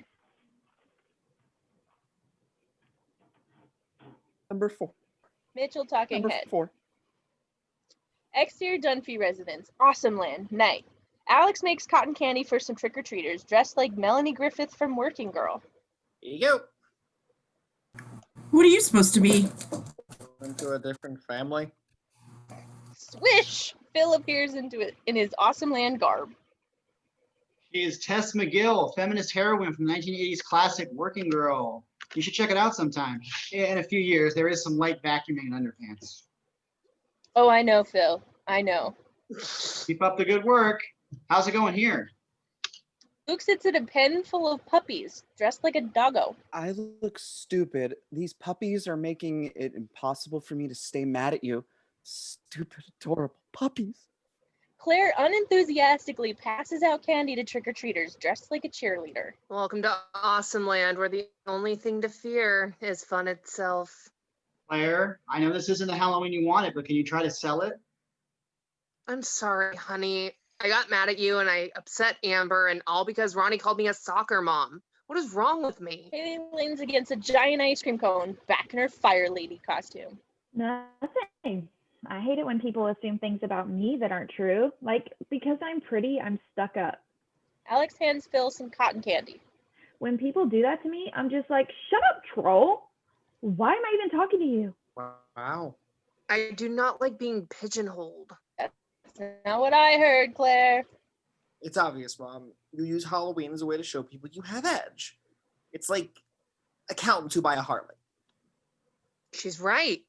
Being scary is my motorcycle. Here's my test. Alex is all like, something wild is the better movie. Exterior neighborhood meanwhile. Manny dressed like Frank Sinatra, trick-or-treaters with Jay, Gloria, Joe, and Stella in their costumes. I knew my farewell tour would be emotional, but at least I can say I did it my way. You said that 4 times. You know he had other songs? Manny shrugs, heads towards the house with Gloria and Joe. A fake doctor chats with Jay. Nice costume. Ben Franklin, right? What? No, Prince Charming. Oh, sorry. I just picture Prince Charming with hair. Who is this guy? Handsome Don Rickles? We all do, but I lost my wig and I don't have it, so... Well, there are some pretty effective solutions for that. Talking about hair plugs? Yeah. Take from the side and the back, right? Gloria glares in the distance. Think that would work for me? It could. But you might want a second opinion from an actual doctor. Jay sighs. Fuck this guy. Excuse me. The fake doctor bails. Did you just ask the fake doctor about hair plugs? No, you know how you struggle with the language. Come on, Jay. This is season 6, for goodness sake. Jay. Damn it, Gloria. I miss having a head full of hair. Don't act like you don't miss it too. When we got married, you had 4 more hairs than you do now. This is not a surprise to me. What about today, Earlier, when we were not napping, we were a little extra enthusiastic?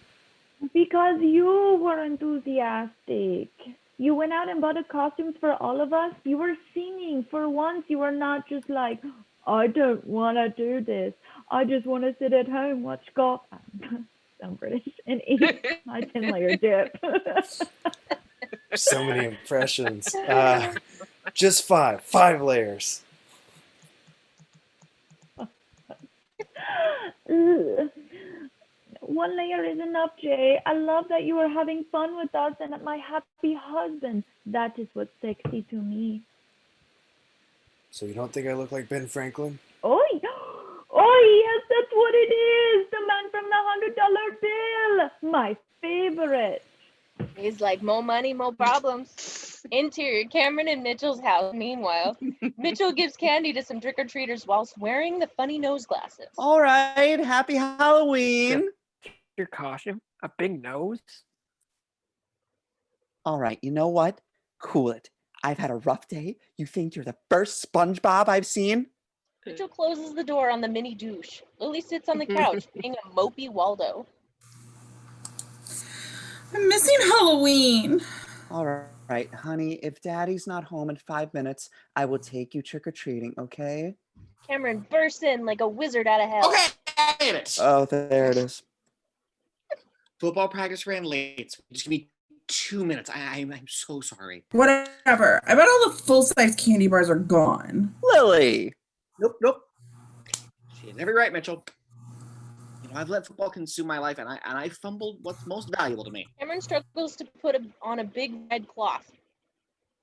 And now I'm stuck. Can somebody please help me? Mitchell rushes to help him.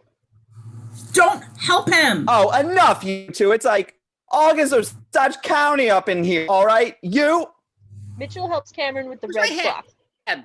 It's right here. Stop. Just calm down. You need to let yourself off the hook, all right? You didn't abandon her playing craps. You had to go to work. He's always working. No, Mitchell looks at a dejected Cameron. He is not always working, Lily. Exhibit A, your shirt, which he stayed up all night sewing so that you would have the perfect costume. Exhibit B, those glasses, 2 hours on eBay. Exhibit C, your satchel, Daddy's man purse from college that he had to dig enough 10 boxes to find because Daddy hid it from him. Wait, which daddy is which daddy in this scenario? But he didn't read the flyer. Mitchell looks at Cameron and Cameron lowers his beard. I read it because I never saw it. Liar. No. Maybe that's because you never got it. Mitchell grabs Lily's backpack and looks through it.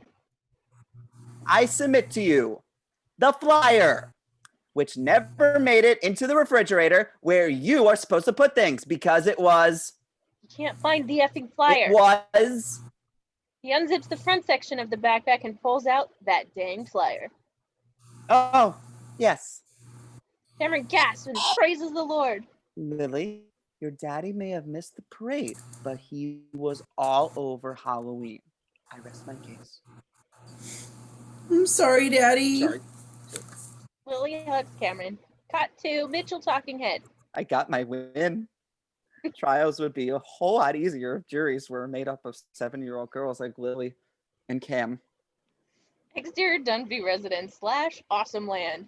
Phil and Claire head next door to Ronnie and Amber's abode. I know it's not the point, but we totally would have won. I want to leave that out of your apology. Ronnie pops up out of a coffin, dressed like a dead gunslinger. I own it. Ah! Hey, Ronnie, what's up? Ronnie, hi. I was looking for Amber. Oh, she's inside. Amber pops up on the piano behind Phil and Claire, dressed like a dead Wild West prostitute. No, I ain't. Knock it off, Amber. Amber, hi. Listen, I wanted to apologize. I had no idea about your history and I was being insensitive, so I was hoping we could start over. Wow. That's really sweet. Almost makes me feel bad for making the whole thing up. Amber guffaws like an Old West hooker. What? Trick, she'd never been to a nut house. No. Yeah, I ain't crazy. I mean, I've been to rehab a few times, but that was just for paid vacation. You lied just to make me feel bad? No. We lied so that we could win our zombie house of horrors. That is so messed up. Did you say whores or? Yeah, I wasn't going to go there, Phil, but thanks for broaching the subject for me. No, I ain't messed up. The saying is trick or treat. This is the trick part. Yeah, our yard's full of dead. Our yard's full of dead whores. Yep, I'm just going with it. You got a Santa. Yeah, whores. I heard it again. Why are we not talking about this? There will come a day where you will pay for this. You won't know when, and you won't know how, but you will feel it. Claire rustles her pom-pom at Ronnie and Amber and bails. Wow, that chick is scary. Thank you. You have no idea. Ronnie and Amber exchange a look. They were never seen or heard from again. Interior, Cameron and Mitchell's house later. Cameron sits on the couch with the Where's Waldo book. You know, they make it impossible to find him. It's cruel and it's inappropriate. It just sets children up to fail and it destroys their self-esteem. Mitchell grabs the book from Cameron and shows it to Lily. She points at the book. Right there. Mitchell hands the book back to Cameron. Is he there? It's where? Where does she point? Mitchell points in the book. Cameron realizes that this does not matter at all, or at least I realize that. Interior, Jay and Gloria's house later. Jay puts his rumpled blonde wig back on. Now I look like Rod Stewart. He throws the wig aside. Thanks a lot, Stella. Stella's all like, I'm a dog. Interior Dunphy residence living room later. Claire seduces Phil, dressed like Melanie Griffith. I had a head for business and a body for sin. Yes, you do. Ew, this is a common area. Alex storms off. Claire's all like, "How do you think you were conceived, young lady?" Fade out. Ew. End of episode. I love that shit. All right, we're recording, so Travis, whenever you're ready. Okay, Freaks and Geeks, Tricks and Treats, written by Paul Feig, transcribed by George Bionic Woman Graham. Fade in, interior Weir residence kitchen day. Bill sits at the table next to a blender. Sorry, 1 second. Who's on here? Okay. All right, here's the bet. For $10, I'll drink this much of anything. Sam and Neil exchange a look. Every pantry item possible is on the table. Salt, mayonnaise, sardines, vinegar. If you name it and it's disgusting, it's there. Anything? Anything. As long as it's something you can eat, okay? Only stuff from the kitchen. Nothing from the bathroom and nothing from the garage.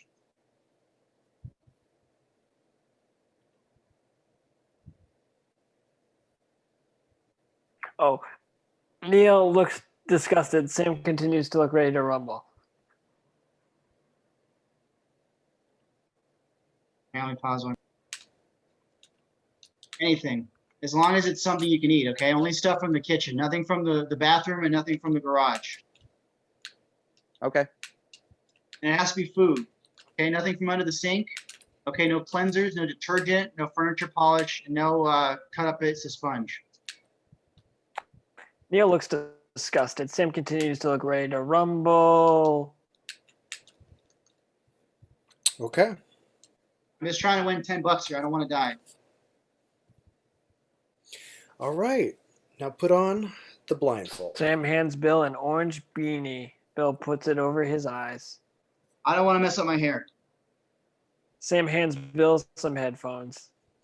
All right. Now let's step into the soundproof booth. Bill takes the headphones from Sam. I'm trusting you guys. Bill puts on the headphones. Neil nudges Sam. Okay. Put in some mustard. It's in Ipecac. It'll make them barf. Don't make him barf. My mother cooks dinner in here. If we're not trying to make him barf, then why are we doing this? I can hear everything you guys are saying. Come on, Bill. Quit listening. I can't help it. Then hum so you can't hear us. Bill hums. Neil picks up a container of cayenne pepper. There we go. Cayenne pepper. Ooh, good one. Pass me the pickle juice. Neil pours the cayenne pepper into the blender. Sam pours in some mustard. Neil hands the jar of pickles. You know, my cousin once drank an entire jar of pickle juice. He had to sit on the toilet for 10 hours. Oh, God, that's nasty. Sam pours a bunch of salt into the blender. This is going to be great. Salt, sardines. Sam pours the sardines in. Disgusting. Oh, man, vinegar. Vinegar. Sam pours in a bunch of vinegar. Neil pours in soy sauce. Ew. Oh, God. Soy sauce. Soy sauce. Soy sauce. Sam pours in some chili. Oh. Chili for texture. Sick. Exactly. Bill continues to hum. Neil puts in jelly. Sam some creamer. Just a little bit of jelly. Creamer, and to top it all off, a couple of after dinner mints. Neil nods. Sam laughs. Now mix it up. Right. Neil blends it up. Looks yummy. Neil removes the top. Sam looks delightfully revolted. Oh, God. Oh, it's bubbling. That's disgusting. Neil pours the same glass of their concoction. He hits Bill. Ouch. It's showtime. Neil removes his beanie blindfold. Let me see the money first. Sam and Neil put down some bills. Come on, drink up already. Don't rush me. Bill stares at the glass, finally chugs it down. Oh, ew. Sam laughs. Bill stares into space. Not bad. He takes another chug. What a legend. Making me sick. Bill chews that shit up. Opening title, Sing It With Me. I don't give a damn about my bad reputation. Oh, look, how everybody is. Wait, Martin Starr still looks the same. What a stud muffin. Interior, we are residents' living room later. Jean enters lugging a pumpkin. Hey, look! Blake Farm Realty gave everybody in the neighborhood free pumpkins. She crosses to the kitchen. Sam and Lindsay sit at the table, dining on some Count Chocula. Harold sits down next to them, eating toast. Isn't that nice?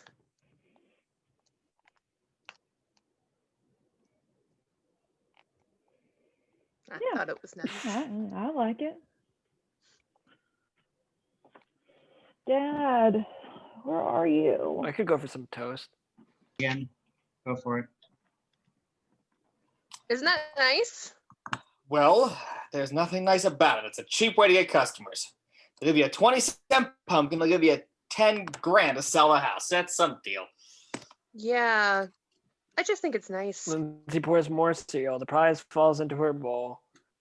Ooh, Hey, can I have the prize? my bowl, my prize. Come on. She tosses the prize to him. It's a bleeping whistle. Sam blows on it hard. His parents are not fans. Hey, what are you trying to do? Kill me? Sorry, Hey, Sammy, what are you going out as for Halloween? I'm not going out. Bill and I are going to see the nude bomb. Hey, that's a dirty movie. Dad, it's a Get Smart movie. Whoa, wait. You're not going trick-or-treating? Mom, I'm in 9th grade. I know, but you went out last year. Yeah, well, last year I was in junior high. Yeah, but Sam... Honey, the boy's 14. Miss and I are walking around the neighborhood begging like a tramp. Halloween's for little kids anyway. Jean turns to Lindsay at the sink. Hey, Lindsay, you're still gonna hand out candy with me, aren't you? Remember how much fun we had last year looking at all the little kids in their costumes? Yeah, Mom, I told you I was going to. Good, because we're gonna have a really good time this year, I promise. Jean glares at Sam. He's all like, Mom, get off my back. Exterior bus stop. A little later, Bill and Neil wait along with some other kids. Sam and Lindsay approach them. Hey, Lindsay, long time no see. I saw you out here yesterday. Lindsay 1, Neil 0. Why are you wearing a hat? It's the day before Halloween. It's like your costume? It kind of sucks. No, it's Devil's Day. Each year, the seniors bring a hair removal foam and spray it on freshmen' heads. Then all your hair falls out. Really? Neil nods, Lindsay smiles. No, that's a stupid rumor that's been around for years. Yeah, I know. I was just goofing on him. No, you weren't. Yeah, I was. Millie approaches Lindsay. Hey, Lindsay. Hey, Millie. What are you doing tomorrow night? My church is having a Halloween dance. You want to come? Oh, well, I would go, but I gotta hand out candy with my mom. Okay. You want some Lick-a-Maid? No, you're gonna eat candy now? Millie, it's 7:30 in the morning. It's just Lick-a-Maid. I don't have a problem, Lindsay. You do. I can stop eating like a maid whenever I want. It makes my spit taste like fruit juice. Lindsay, I'll like get away from me. Okay, Millie, you do have a problem, and that problem is I'm in love with you. Daniel and Kim pull up in his hot rod.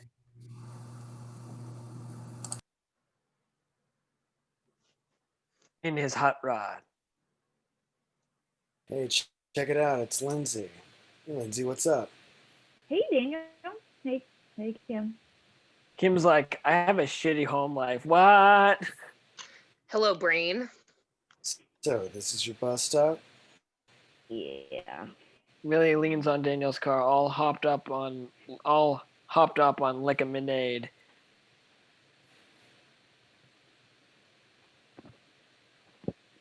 All hopped up on Lick-a-Minade. We've had the same bus stop since kindergarten. How fast does your car go? 150. I hook up the nitrous tank. He and Kim laugh. Your car is really loud. My dad says you need a muffler. Lindsay looks horrified. Ik nee on the uffler May, Millie. Once, he even threw a rock at you when you drove by. Daniel looks at Kim. Who is this chick? But I guess you didn't hear that. You threw a rock at me? Hey, kid, what are you eating? Is that laundry soap? It's Lick-a-Maid. Want some? Lindsay smacks Millie. Oh my God, Millie, you are embarrassing me. Millie. I'll pass. Yeah, we gotta get going. I'll give you a ride, Lens, but we got an engine block in the back seat. Lindsay shrugs. It's cool, baby. Oh, yeah. Daniel dips his finger into Millie's lemonade. I think that's the dirtiest thing I've ever written. Thanks for the candy, Skin. Daniel roars. Lindsay waves. Millie plugs her ears. See? My dad's right. He needs a muffler. Interior McKinley High. A little later, Lindsay enters. You guys going to Sarah's party tomorrow night? Yeah, I think I'm gonna go to Jim's right after. The girls walk by with a glare. Have a nice day, ladies. See you at Sniffler's party afterwards. Mr. Russo exits his office as Lindsay walks by. Hey, if it isn't the Amelia Earhart of McKinley High. Nice one, Russo. What does that mean? Steady up, Lindsay. That's what it means. Well, you head to your class, but you never seem to get there. Mr. Rosso, can you not humiliate me in front of the whole school? Oh, come on, Lindsay. Don't turn me into the man here. I'm just trying to help you. And when you graduate, it turns out I did help you, but you hate me. I'm okay with that. I gotta get to class. See, it's working already. Interior English class. Moments later, Sam, Neil, and Bill sit amongst others bored students. Their teachers, Mrs. Whiteman, addresses the class sternly. Embarrassing. That's the only word I can think of to describe these books you've chosen to do your reports on. Al Jaffe's snappy answers to stupid questions. She glares at Bill. The novelization of Star Wars. She glares at Sam. Yes, I can. Neil looks shocked. He looks at Bill, who shrugs. The autobiography of Sammy Davis Jr. I don't know. Crime and Punishment is a good example of the kind of book you should be reading now. Dude, I think I had this witch in high school. In it, Fyodor Dostoevsky was attempting to create what some would call an existential enigma. She grabs some copies of Crime and Punishment, slams one down and on Bill's desk, then a young girl's, then Sam's. A protagonist who is both a nihilist and a moralist. Now, I know this sounds confusing to you all, but soon you'll all know what I'm talking about. Sam stares at the cover of the book.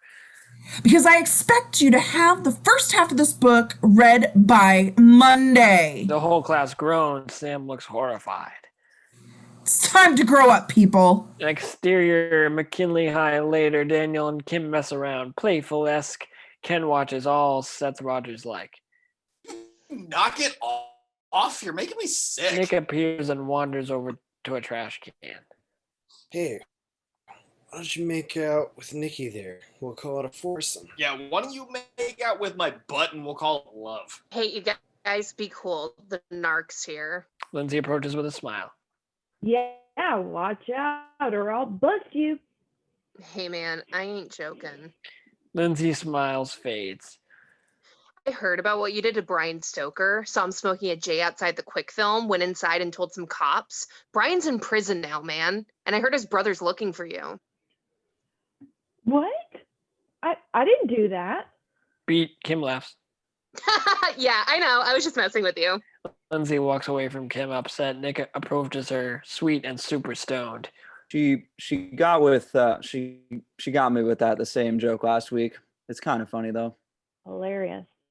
Hey, what are you doing for Halloween? I have to hang out candy with my mom. Nick chuckles. I don't know. It sounds really dorky. Kids really into it. Oh, Lindsay, I don't think that sounds dorky at all. You know what? At least she's being nice. Just because you hate your mother doesn't mean that everybody else does, okay? Everybody hates her mother. Kim laughs. What are you guys doing? Oh, well, Kim, Nick, and I are going out, borrowing my uncle's big-ass caddy. And we thought maybe you'd like to come with us. Oh, you mean like a double date? Nick gives a stoner shrug and a chortle. If that's what you need to call it in your diary, princess. I can't. Nick's all like, it's all good, but it looks like he wants to roll up a giant bag of bag and die. You're lost. Kim kisses Daniel. The bell rings. Oh, the bell. Let's not be late for class. Right. These two, they bail. Nick nudges with Lindsay. Hey, Lindsay, I think it's nice that you're helping your mom hand out candy. So I'll see you later. Yeah. See you later. As Nick walks away, Lindsay looks bummed. Don't worry, Lids. Have you seen the rest of the season? It gets better / worse. Interior cafeteria later. The geeks eat lunch. Sam flips through his crime and punishment book. This is gonna take like 1 trillion years to read. I don't even know what it's about. Whitman said it's about an axe murderer. That sounds kind of cool. I guarantee you it's not gonna be cool. I mean, look how small the printing is. Perhaps you've never heard of a little thing called Clip Notes? You still have to read them. Whitman is such a jerk, you know? She says you have to be young adults. We're not adults. We're kids until we turn 18. Whoa, maybe you are, but when I hit 13, I become a man. It's only in your temple, Neil, not in the real world. Neil glares at Billman. Hey, we should go trick-or-treating tomorrow night. In case you haven't noticed, we're a little old. No, we're not, okay? We went trick-or-treating last year. Come on, let's go out tomorrow night. No way. I'm going to the JC's haunted house. The hot dog on a stick girls from the mall are working there. The tall ones? Yeah, Judy. They're hot. Judy. Judy. Okay, all right. Then why don't we go trick-or-treating before that? Why don't we just go buy candy? Oh yeah, that's really fun. Come on, it'll be a blast. It's better than sitting at home reading some stupid Russian book. Sure. Okay, yeah, I guess so. That's how he says it, I swear. I don't know. Never gonna dress up as Groucho again? Neil looks intrigued, though. Well, that's the most ridiculous thing I've ever heard. Groucho sucks. Exterior, McKinley High. Later, Lindsay walks along. She spots Millie approaching her boy toy, Tommy. Tommy! Hi. Millie and Tommy kiss. Lindsay all like, God, gross, Millie spots her. Lindsay! Millie approaches Lindsay sheepish. Hey, Lindsay, what's up? Millie. Who is that? Pete. Millie looks back at Tommy. Who? Millie? I mean, you weren't supposed to see. That's Tommy, my secret love. We met this summer at church camp. You have a boyfriend? Lindsay, you've got to keep this a secret. I mean, Tommy and I don't even French kiss yet. Tommy says that if you do that before you've been going out for 6 months, you go to hell. Well, I bet Tommy's at least shared some lemonade with you, Millie. Am I right? Why didn't you tell me? I didn't want to make you feel bad since you don't have a boyfriend and all. Lindsay walks away bummed. Millie looks back at Tommy, who's all like, it's been 6 months. Interior, McKinley High. Later, students head upstairs. Come on! No way! I'm telling you, man, it's true. When I heard them play at Kugel Hall, guy was amazing. Nick and Daniel chill out in the corner near the stairs. Whoa. So hold on a second. What? So they're called Santana, right? But that guy who's singing is not Santana? No, Santana's the guitar player. Yeah, Nick, it's like Van Halen, rip. So sad. Then how did he get them to name the band after him? I don't know, man. Maybe he's just a badass. That's true, man. That's amazing. Careful, Nick. We're on NBC. Hey, maybe we should name our band Desario. Daniel throws a fist up, Judd Nelson style. Nick elbows him, laughing. Lindsay peeks her head out around the corner, looking for some Nick dick.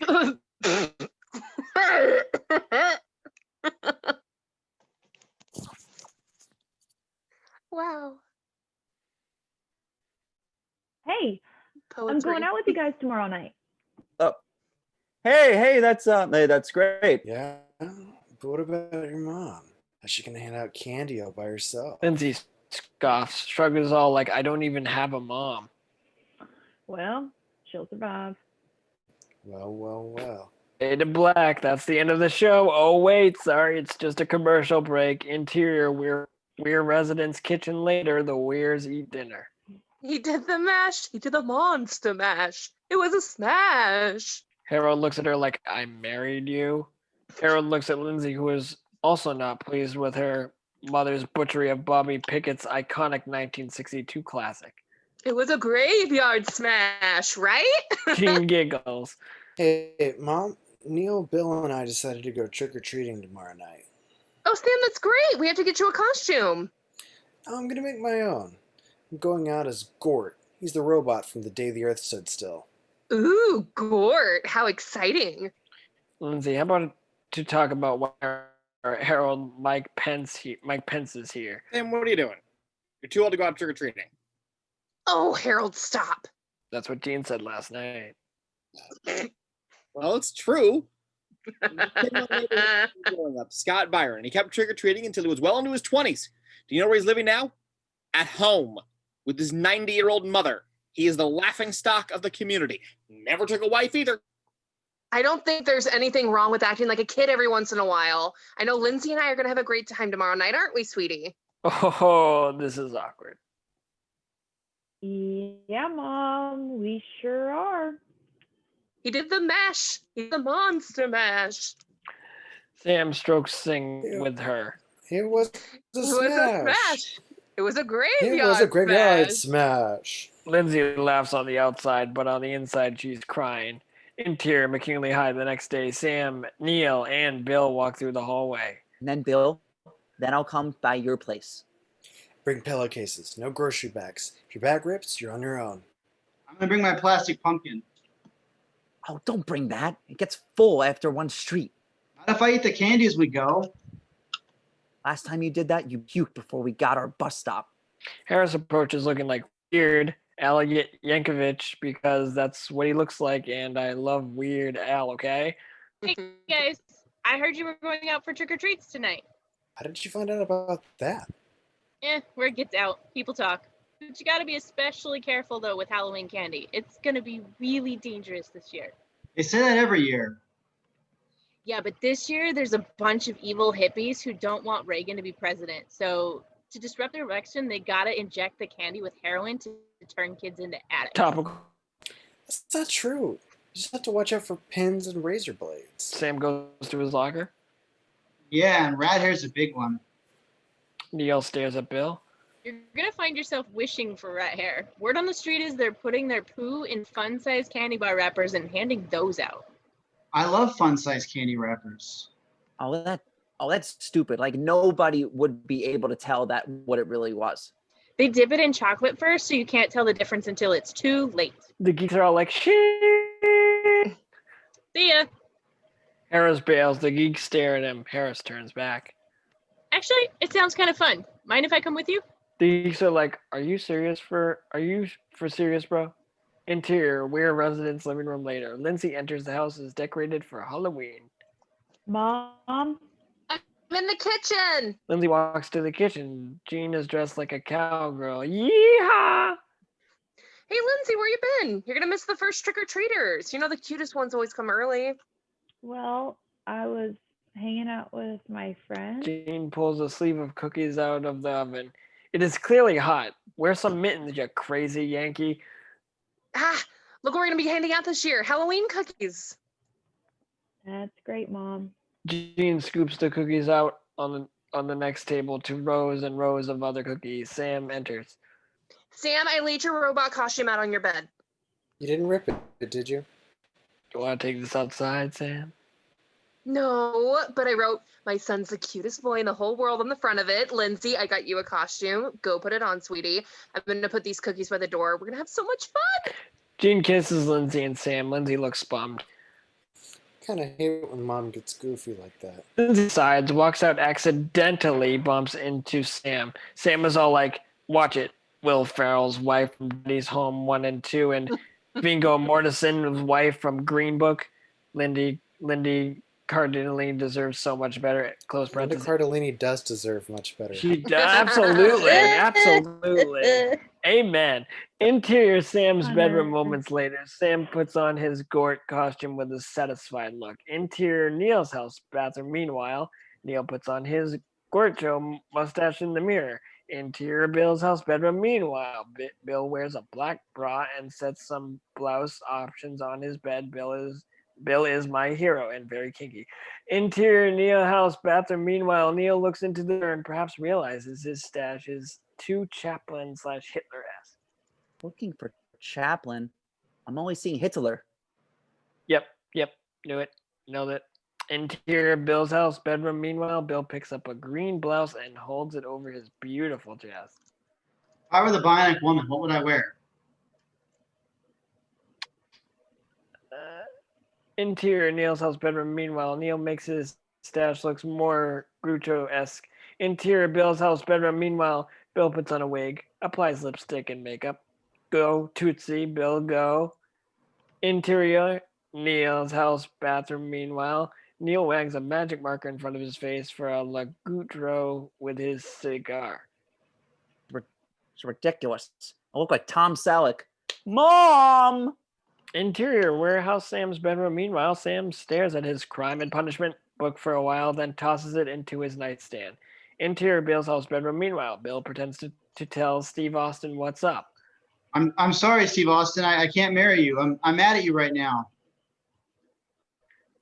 The Bill iconic woman tucking into a red landline phone on his left ear. What? I'm sorry, I can't hear you. Hold on, I'm gonna put the phone on my bionic ear. He switches the phone to his right ear. That's better. No, don't talk so loud. Don't forget I've got bionic hearing. Bill adjusts his breasts in the mirror. No, these are not bionic. These are all me. He adjusts his hair and boobsicle again. Cut 2. Bill is more fully dressed and still pulling a taxi driver in the mirror. Oh, I heard that crack, pal. Oh, it wasn't you. Oh, okay. I guess I'll just. He turns, then quickly turns back, fists out. Bill on the phone again. Oscar Goldman, it's me, Jamie Summers. Steve Austin is trapped in the reaction. Hi, Mom. Okay, you can use the phone. Interior Ware residence living room later. The doorbell rings. Jean grabs a plate and runs to the door. Oh, hey, Lindsay, hurry up, honey. Our first little visitors are here. She opens the door. She screams and laughs. Oh my, what an interesting costume. It is Harris with hopefully fake knife through his head, giving Jean a dead-eyed stare. He has his blackest eyes like a doll's eyes. Oh, hey, here you go. All right, happy Halloween. Jean gives Harris a cookie. Harris stares at her. Do you want another cookie? Harris, please don't kill Mrs. Ware. Harris takes another cookie. Okay, I'm here to go out for trick-or-treats tonight with Sam. Well, then just say that, you dingus. Oh, you're one of Sam's friends. I am so sorry. Come on in. Oh my gosh, sorry. Jean welcomes Harris inside. Nice costume. You look like Richard Benjamin in Westworld.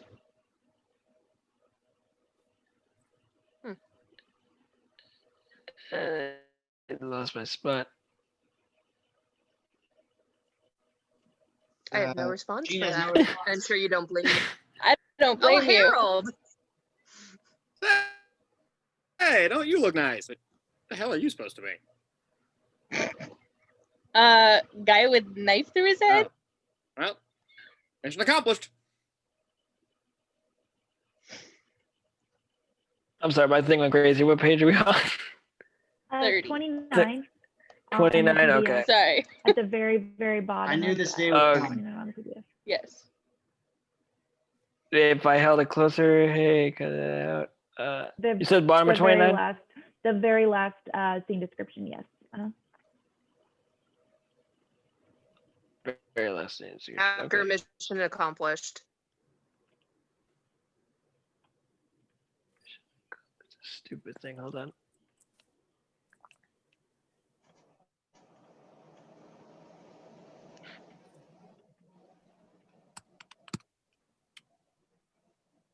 Okay. I got it. I knew this day would come. Blah, blah, blah. Okay. Sorry, guys. I think we're still recording, so just go for it. Okay. I knew this day would come. Harold and Harris have such a similar names, and now they have a scene together. My life is complete. Lindsay enters at the door. Blah. Mom, I gotta talk to you. Just get your costume on, honey. The trick-or-treaters are here. No, Mom. Just bring it back. Okay. Jean answers the door again. It's Neil in full Groucho attire and Bill as the beautiful bionic woman. Oh! Trick or treat. Trick or Smell our treat. feet, smell Give our us feet. something good to eat. This is. Bill elbows Neil. Why did you stop singing, Schreiber? Oh, you guys are both great. Come on in. Get in here. Bill and Neil enter. Neil waves his cigar suggestively at Lindsay. Lindsay groans and leaves. Wow, Harris, that looks really real. How do you know it isn't? No response necessary. Neil embraces Jean. Oh! How would you get any closer? I'd be in the back of you. Hey, cut that out. You know, Bill, you look really lovely. I'm Jamie Summers, the Bionic Woman. Oh, of course you are. A car screeches to a stop outside. A horn honks. Who could that be? What was that? Lindsay rushes out. Mom, I'm gonna go hang out with my friends for a little bit, okay? I'll be back. Lindsay leaves before Jean and Ken body slam her. Wait, Lindsay! Mom, I'll be back. Lindsay, wait! Come on, Lindsay, let's go. Jean watches Lindsay run up to Daniel's car. Harry creeps up next to Jean. Do you have any fake blood around here? I don't want to freshen up my wound before we go out. Jean stares at Harris, then at Daniel's car as he drives away. Jean and Harris head inside. Interior, Weir residence kitchen. Moments later, Harold and Jean discuss Lindsay being a She turd. did what? No, she said it was only going to be for a little while. She'll be back. You know, she was really looking forward to this. Yeah? Well, she better be back. That's all I can say. That daughter of yours is on thin ice. Jean reaches into the closet and pulls out a vampire cape. Until she gets back, would you put this on and help me pass out cookies? Harold stares at the cape. Oh, for crying out loud. Exterior neighborhood, Daniel's car. Meanwhile, Kim screams from the passenger side of the window. Daniel grabs her, laughing. Don't fall out. Lindsay stares at Ken in the backseat, Nick crammed in between them. Ken holds up a sugar and spice-esque blonde lady mask, presumably to make Lindsay shit herself. Nick looks over at Lindsay, embarrassed. His plans fell through, you know. I'm sorry. Kim sings along to the music on the radio. Did you knock it off, huh? You're gonna blow the speakers. Oh, I'm sorry, Grandpa. I'll try not to blow anything of yours from now on. Woo! When did this show got canceled? Hey, what are we gonna do? There's this haunted house that's supposed to be really scary. Yeah. Hey, did you hear that? We get fun, right? For who? Losers? Lindsay looks upset. Hey, shut up. I like haunted houses. Kim laughs. I rest my case. Okay. Ow. Listen, we're just gonna drive around and see where the night takes us. That cool with you, Lindsay? Oh, okay. Yeah, I'm up for anything. Nick's all like, anything? Right on, kid. Hey. I'm really glad that you decided to come. Thanks. So am I. Nick laughs. You two are adorable. Exterior neighborhood. Meanwhile, a mom crosses the street with her two daughters, Sam, Neil, Bill, and Harris, walk by in their costumes.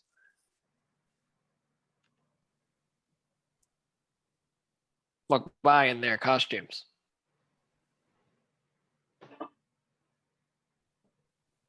Mom, look. Jessica, come on. Don't stare. That's not polite. And Dad and his kids stare at our band geeks as well. Why is everybody staring at me? I mean, you'd think they never saw the Bionic Woman before. Probably didn't know she was so hot in real life. Sam and Harris laugh. Are you joking? You're joking, right? You know, I saw the real Jamie Summers at an auto show last year. Hey, we should go to the rich neighborhood first. They hand out the best candy. It's not true. The rich people traditionally give out the cheapest candy. That's how they stay rich. Another mom walks by with her kids and judges the geeks. I just hope I get some candy I can eat. See, I'm allergic to peanuts, licorice, and nougats. How can you possibly be allergic to nougats? Sam laughed. Isn't Bill your friend, guys? And haven't you seen that episode where he almost dies because of a peanut? I don't know. My doctor says I'm allergic to more things than anyone he's ever seen. And I call dibs on all your malt balls. You can have them. I like the pixie sticks. Pixie sticks rule. No way, Chunkies are the best. Candy corn, my friend. What a Neil answer. And boys, I disagree. I think Donkey Kong is the best game ever. I must admit, I'm a wax lip man myself. Why does that not surprise me, Harris? Interior Weir residence living room. Meanwhile, Gene opens the door to some trick-or-treaters. Trick-or-treat. Aren't you the cutest things? Hey, Harold, come look. Harold leaps on full vampire mode and roars. The kids run away, screaming. Harold removes his bloody fangs. Okay, that was just. I'm not really a vampire. Look, I own a sporting goods store. An angry mother in a pumpkin sweater approaches Harold. Hey, what's the big idea scaring my kids? I didn't mean to. Oh, I'm sorry. I made him put this on. Well, here, give these to your children. They're homemade. Gene holds on the cookies out to the angry mother. Are you crazy? I've been lecturing my kids for weeks not to take unwrapped candy. Those cookies could have razor blades or pins. I wouldn't do that. The angry mother glares at Harold and bails, and that woman was Sarah Huckabee Sanders. Harold closes the door and cancels a dejected Gene. Girl, enough of the kid stuff. Let's head up to the bar and I'll give you a real roll in the hay. Harold, not now. Gene leaves. When? Ha ha ha, marriages, folks. Exterior neighborhood / Daniel's car. Later, Daniel continues to drive with the Kingsmere next to him. I mean, think about it. All the people in this town are real religious, but just because it's Halloween, they hang pictures of devils, witches, ghosts all over their houses. It's a joke. Yeah, I know. It's totally white middle class hypocrisy. Oh, here we go again. Hey. Yeah, right. Exactly. You want to know what I think about it? Kim belches. Dan laughs. You know, your years of charm school have really paid off. By the way, how are things going at ass school? All A's. Oh. Oh, hey, you know where we could go? We could go to the movies. They're playing the new Friday the 13th. Oh, great. Why are you so hung up about doing something? What, are we boring to you? Oh, what are you talking about? We should do something. We can't just drive around all night, man. Man, we ain't gonna just drive around. It's Halloween. We're gonna raise hell. We're gonna raise hell. Kim, Ken, and Nick sing along with Daniel to the radio. Lindsay looks horrified. Exterior house. Meanwhile, Sam, Neil, Bill, and Harris approach a house grinning like schoolboys. They ring the doorbell. Trick or treat. A chain-smoking woman answers the door. What do you want? Trick or treat. Aren't you guys a little old for this? We're only freshmen in high school. High school? That's too old. We're young at heart. The woman groans and grabs a bowl full of circus peanuts. Circus peanuts? The hell are you supposed to be anyway, Tin Man? I'm Gort. He's the robot from the day the Earth stood still. You look like the freaking Tin Man.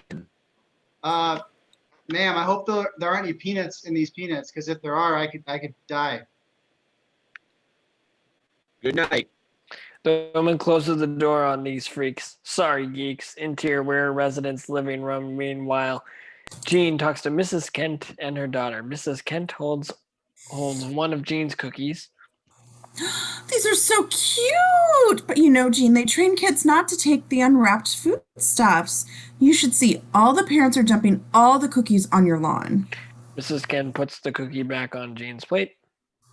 Ugh, they're all covered with ants. What? Ugh, well, Happy Halloween. Mrs. Ken and her daughter bail. Jean closes the door upset. I give up. Harold turns into the chair dramatically, still dressed like a vampire. Harold, run up to Farmer Jack and buy some candy. What? Dressed like this? Jean's like, yeah, it's Halloween, dipshit. All right, just don't answer the door till I get back. Jean nods. Stupid kids holiday. Exterior neighborhood / Daniel's car. Meanwhile, Kim applies eyeliner. She wants to look good for the upcoming debauchery, I guess. I say we make Lindsay do it. Kim laughs. Nick nudges Lindsay, who again looks worried. Oh, I'm going in. No, man. Let me do it, all right? Okay. All right. Nick looks at Lindsay and climbs over Ken with great difficulty. Ken groans loudly. Nick looks back at points at Lindsay and gives her a little finger jingle. She's like, maybe I should date Ken instead. Hey, relax. It's Halloween. You're supposed to do this stuff. Lindsay laughs nervously. Nick stumbles over someone's fence, does dual rock and roll signs, and heads to the front door of the house. He kicks in a pumpkin fucking extreme. Whoa! Nick runs back to the car. Daniel speeds away as Kim crackles. Poor old Mr. Russo exits the house, looks down at his deceased pumpkin. Oh, man. That is so uncool. He heads back in and grabs another already carved pumpkin. Mr. Russo, you have outdone yourself. Exterior neighborhood / Daniel's car. Moments later, Nick looks stoked. Ken looks like Ken. Lindsay looks adrenalized. It's a word. Trust me. I can't believe we just did that. Well, you didn't do anything, Lindsay. Congratulations to us all, Lindsay. I'm so happy I'm not at the Ted Nugent concert. Dude, me too. Dodged a bullet there, my friend. Trust me. The car stops next to another house. Nick smiles, motions to the house. Go. Go ahead, Linz. You can do it. Jeez. Lindsay gets out of the car. She runs to a pumpkin on the front steps of the house and kicks it like a spaz. Nick, sorry, Nick and Ken laugh at her expense. Oh my. Lindsay continues to kick at the pumpkin. Her foot gets stuck. Then her shoe. She kicks at the pumpkin and hopes to get her shoe out. Kim laughs like a crazy person. It's so sad. Come on. Come on. Come on. Come on, Lindsay. Lindsay runs to the car with a wounded pumpkin. Daniel drives away as Nick and Lindsay throw the pumpkin out the window. Kim continues to laugh like a maniac. Exterior hippie's house. Meanwhile, a hippie gives the geeks candy that might be his actual shit. Happy Halloween. This one's for you. The hippie tosses it. Oh, look. Oh, look, it's fun size. The hippie gives a single piece. I mean, a neo piece. For you. You guys are having a good time. Zoom in on Willows. He looks worried. Yeah. Yeah. Happy Halloween. The hippie holds out a piece of candy / possible poop for him.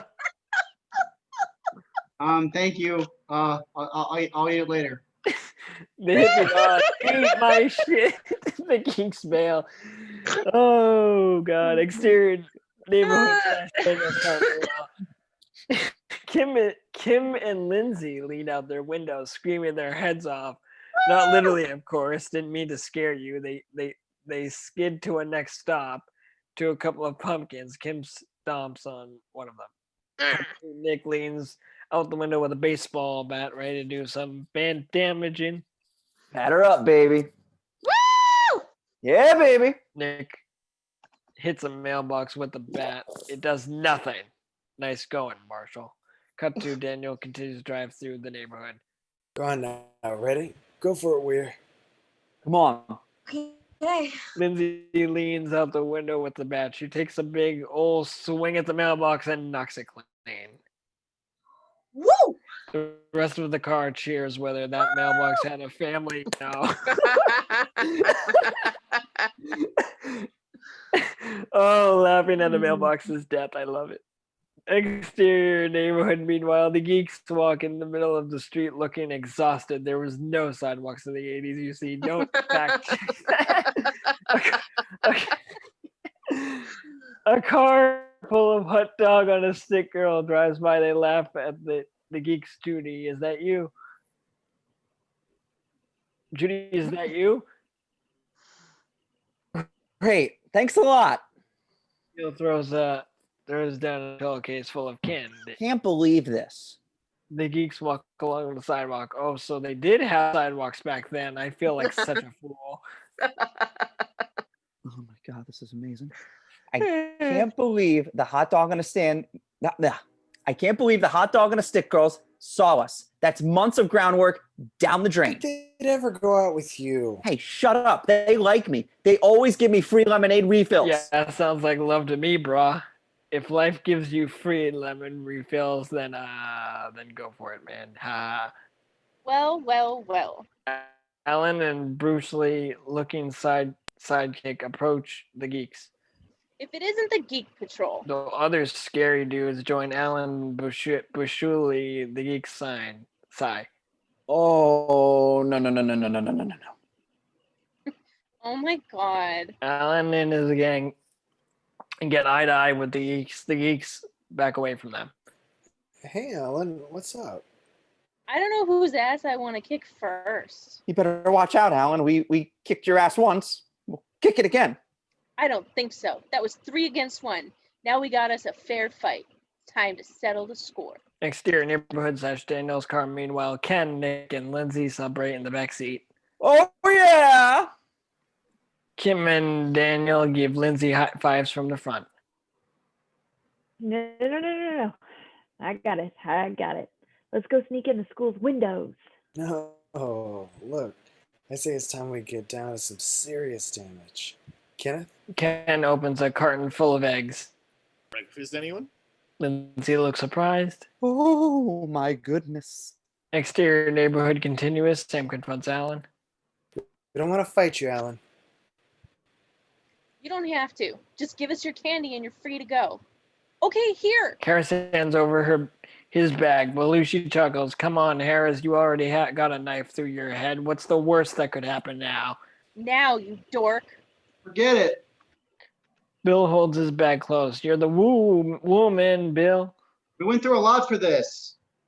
You shut your mouth, you little girl. I'm not a little girl. I'm a bionic woman.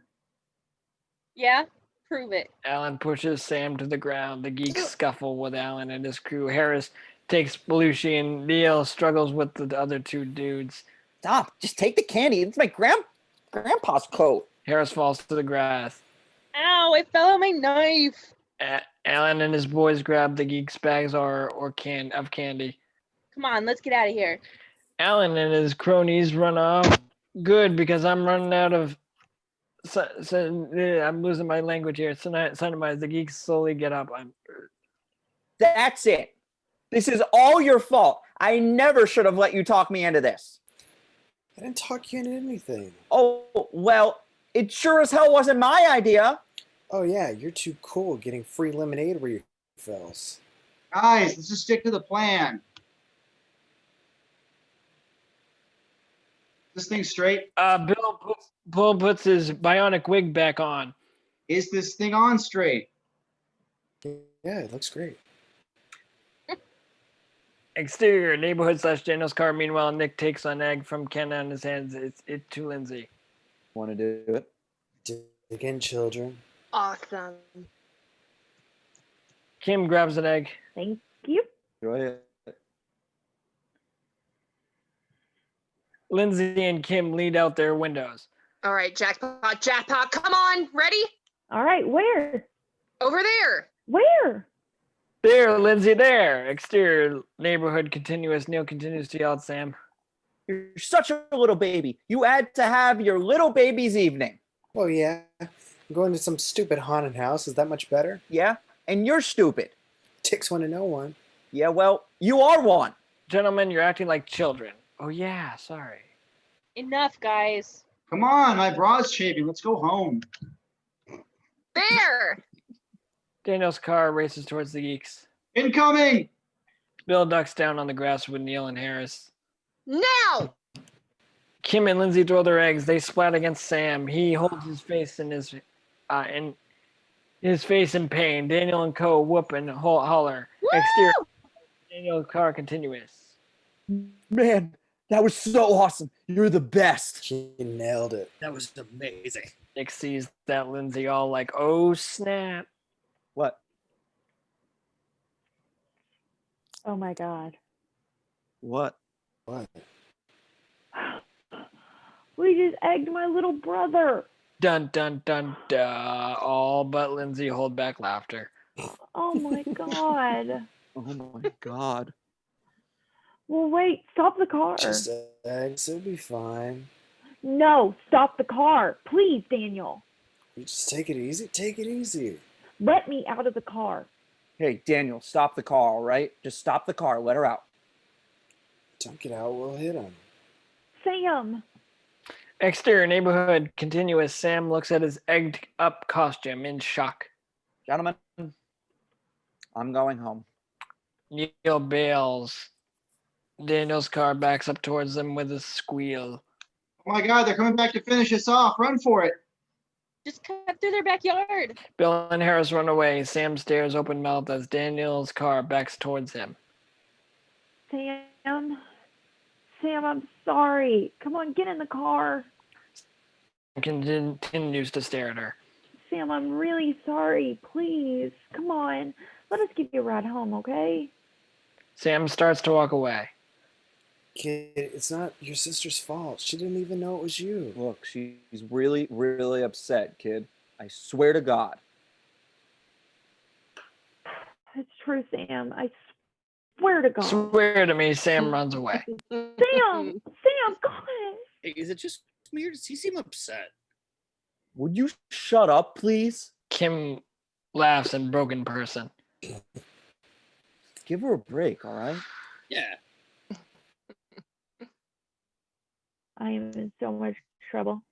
Just take me home. No, hey, why don't you just... Just take her home already. God, I told you she was going to be a drag. God. Lindsay looks bummed. Don't worry, Lindsay. In the next episode, Kim becomes your friend. Exterior neighborhood. Moments later, Sam trudges along, all egged up. He rips off the remains of one of his robot legs. Interior Weir residence living room. Meanwhile, Jean sits on the couch, eating one of her controversial cookies, a bag of candy next to her. Trick or treat. She grabs the candy, decides, nah, screw those little bastards. Sam enters from the kitchen. Oh my God, Sam, what happened? I got egged. Oh. Harold runs in. What's the matter? What's going on? Oh, Sam, you were attacked. Are you all right? Did you get egg in your eyes? I'm fine. Oh my God. Jean runs off. Lindsay enters through the front. Well. Look who's here. So happy you could grace us with your presence. Jean whips egg off Sammy's little face. What kind of terrible person would do this to a little boy? Sam glares at Lindsay. Who the hell did this to you, Sam? Lindsay waits for Sam to narc on her. Some freaks. Freaks? Like circus freaks? You're a sharp one, Jean. Jean, I don't think there's bearded ladies running around throwing eggs at kids. He means hippies. You know who these freaks were? Just a bunch of dirtbags. Sorry. Oh. This probably was supposed to Yeah, be I Harold. think it was meant to be Harold. Harris, what are you doing in my house? Stop talking to my son. Oh, honey, my little baby boy. Sam's all like, don't touch me, motherfucker. Not a baby. Sam bails. Lindsay continues to look guilty. Well, certainly glad we all decided to celebrate Halloween. Last time I had this much fun, I was pinned down in a foxhole in North Korea. Jan whips off her cowgirl hat. I'm sorry, hon. You did a nice job. And you are on thin ice, Missy. Harold walks off. I didn't expect to see you back so soon. Mom, I told you I'd be back in a little bit. Who were those people you went off with? Just some friends from school. Anyone I know? Not really. Lindsay, if you didn't want to hand out candy with me, you could have just told me. No, I couldn't, Mom. I didn't want to make you feel bad. Well, I don't know. The world is such a different place than the one I grew up in. Jean sits on the couch. Everyone just seems so much meaner these days. Mom, kids didn't throw eggs when you were in school? I don't know. I guess so. I just know I never did. Jean and Lindsay share a moment. It's pretty touching. You should go watch the episode again. Go ahead. I'll wait. Interior, Sam's bedroom moments later. Sam sits on his bed. Bum.com. Lindsay enters. Nothing like getting yelled at by Dad when he's dressed like a vampire, huh? Sam stays silent. Thanks for not turning me in. Nadia from Sam. I'm really sorry. You know that, don't you? Long beat. Sam finally looks up. Nobody thinks you're cool, you know. Hit. You sunk Lindsay's battleship. Trust me. I know. Lindsay leaves. Sad.org. Interior, Lindsay's bedroom moments later. Lindsay stares at a picture of her and Jane dressed like cats. I assume on a previous Halloween. What is it with ladies and cats? Why wasn't it Cats on the highest grossing movie ever? Don't answer that. Lindsay looks over at the costume Jean got for her from Norm's Costumes and Balloons. Sounds like a pretty dope place if you're 7. Ha ha ha, man, it's getting late. Interior living room moments later. Jean lies on the couch, emotionally deceased. Trick or treat. Jean sighs, picks up the candy, puts on her hat. It's lassoing time. Mom? Jean turns to an off-screen Lindsay. Oh no! Brace yourself, everyone. Lindsay is dressed like a 13th century French prince or some shit. Oh, that's the wrong costume. Lindsay's like, you rented it, cowgirl. You're supposed to be my little princess. Well, guess I'll have to be your little prince instead. She wore a raspberry beret. Jean giggles. Lindsay approaches her mother at the doorbell, rings again. I'll get it. Oh. Lindsay opens the door to a bunch of trick-or-treaters. Trick-or-treat. Aren't you the cutest things, Lindsay? Aren't they cute? Yeah, they really are. Lindsay hands out candy. Here you go. Happy Halloween. Dissolve 2, interior hallway later. Harold walks up to Sam's door, knocks lightly. Sam, I come in? Yeah. Interior, Sam's bedroom. Continuous. Sam is in the bed reading Crime and Punishment. You okay? Yeah, I'm just reading a book for school. Any good? I don't know yet. Everyone's name is really weird and long. Don't stay up too late. I want Dad. Harold bails. Sam continues to read. Fade out. End of episode.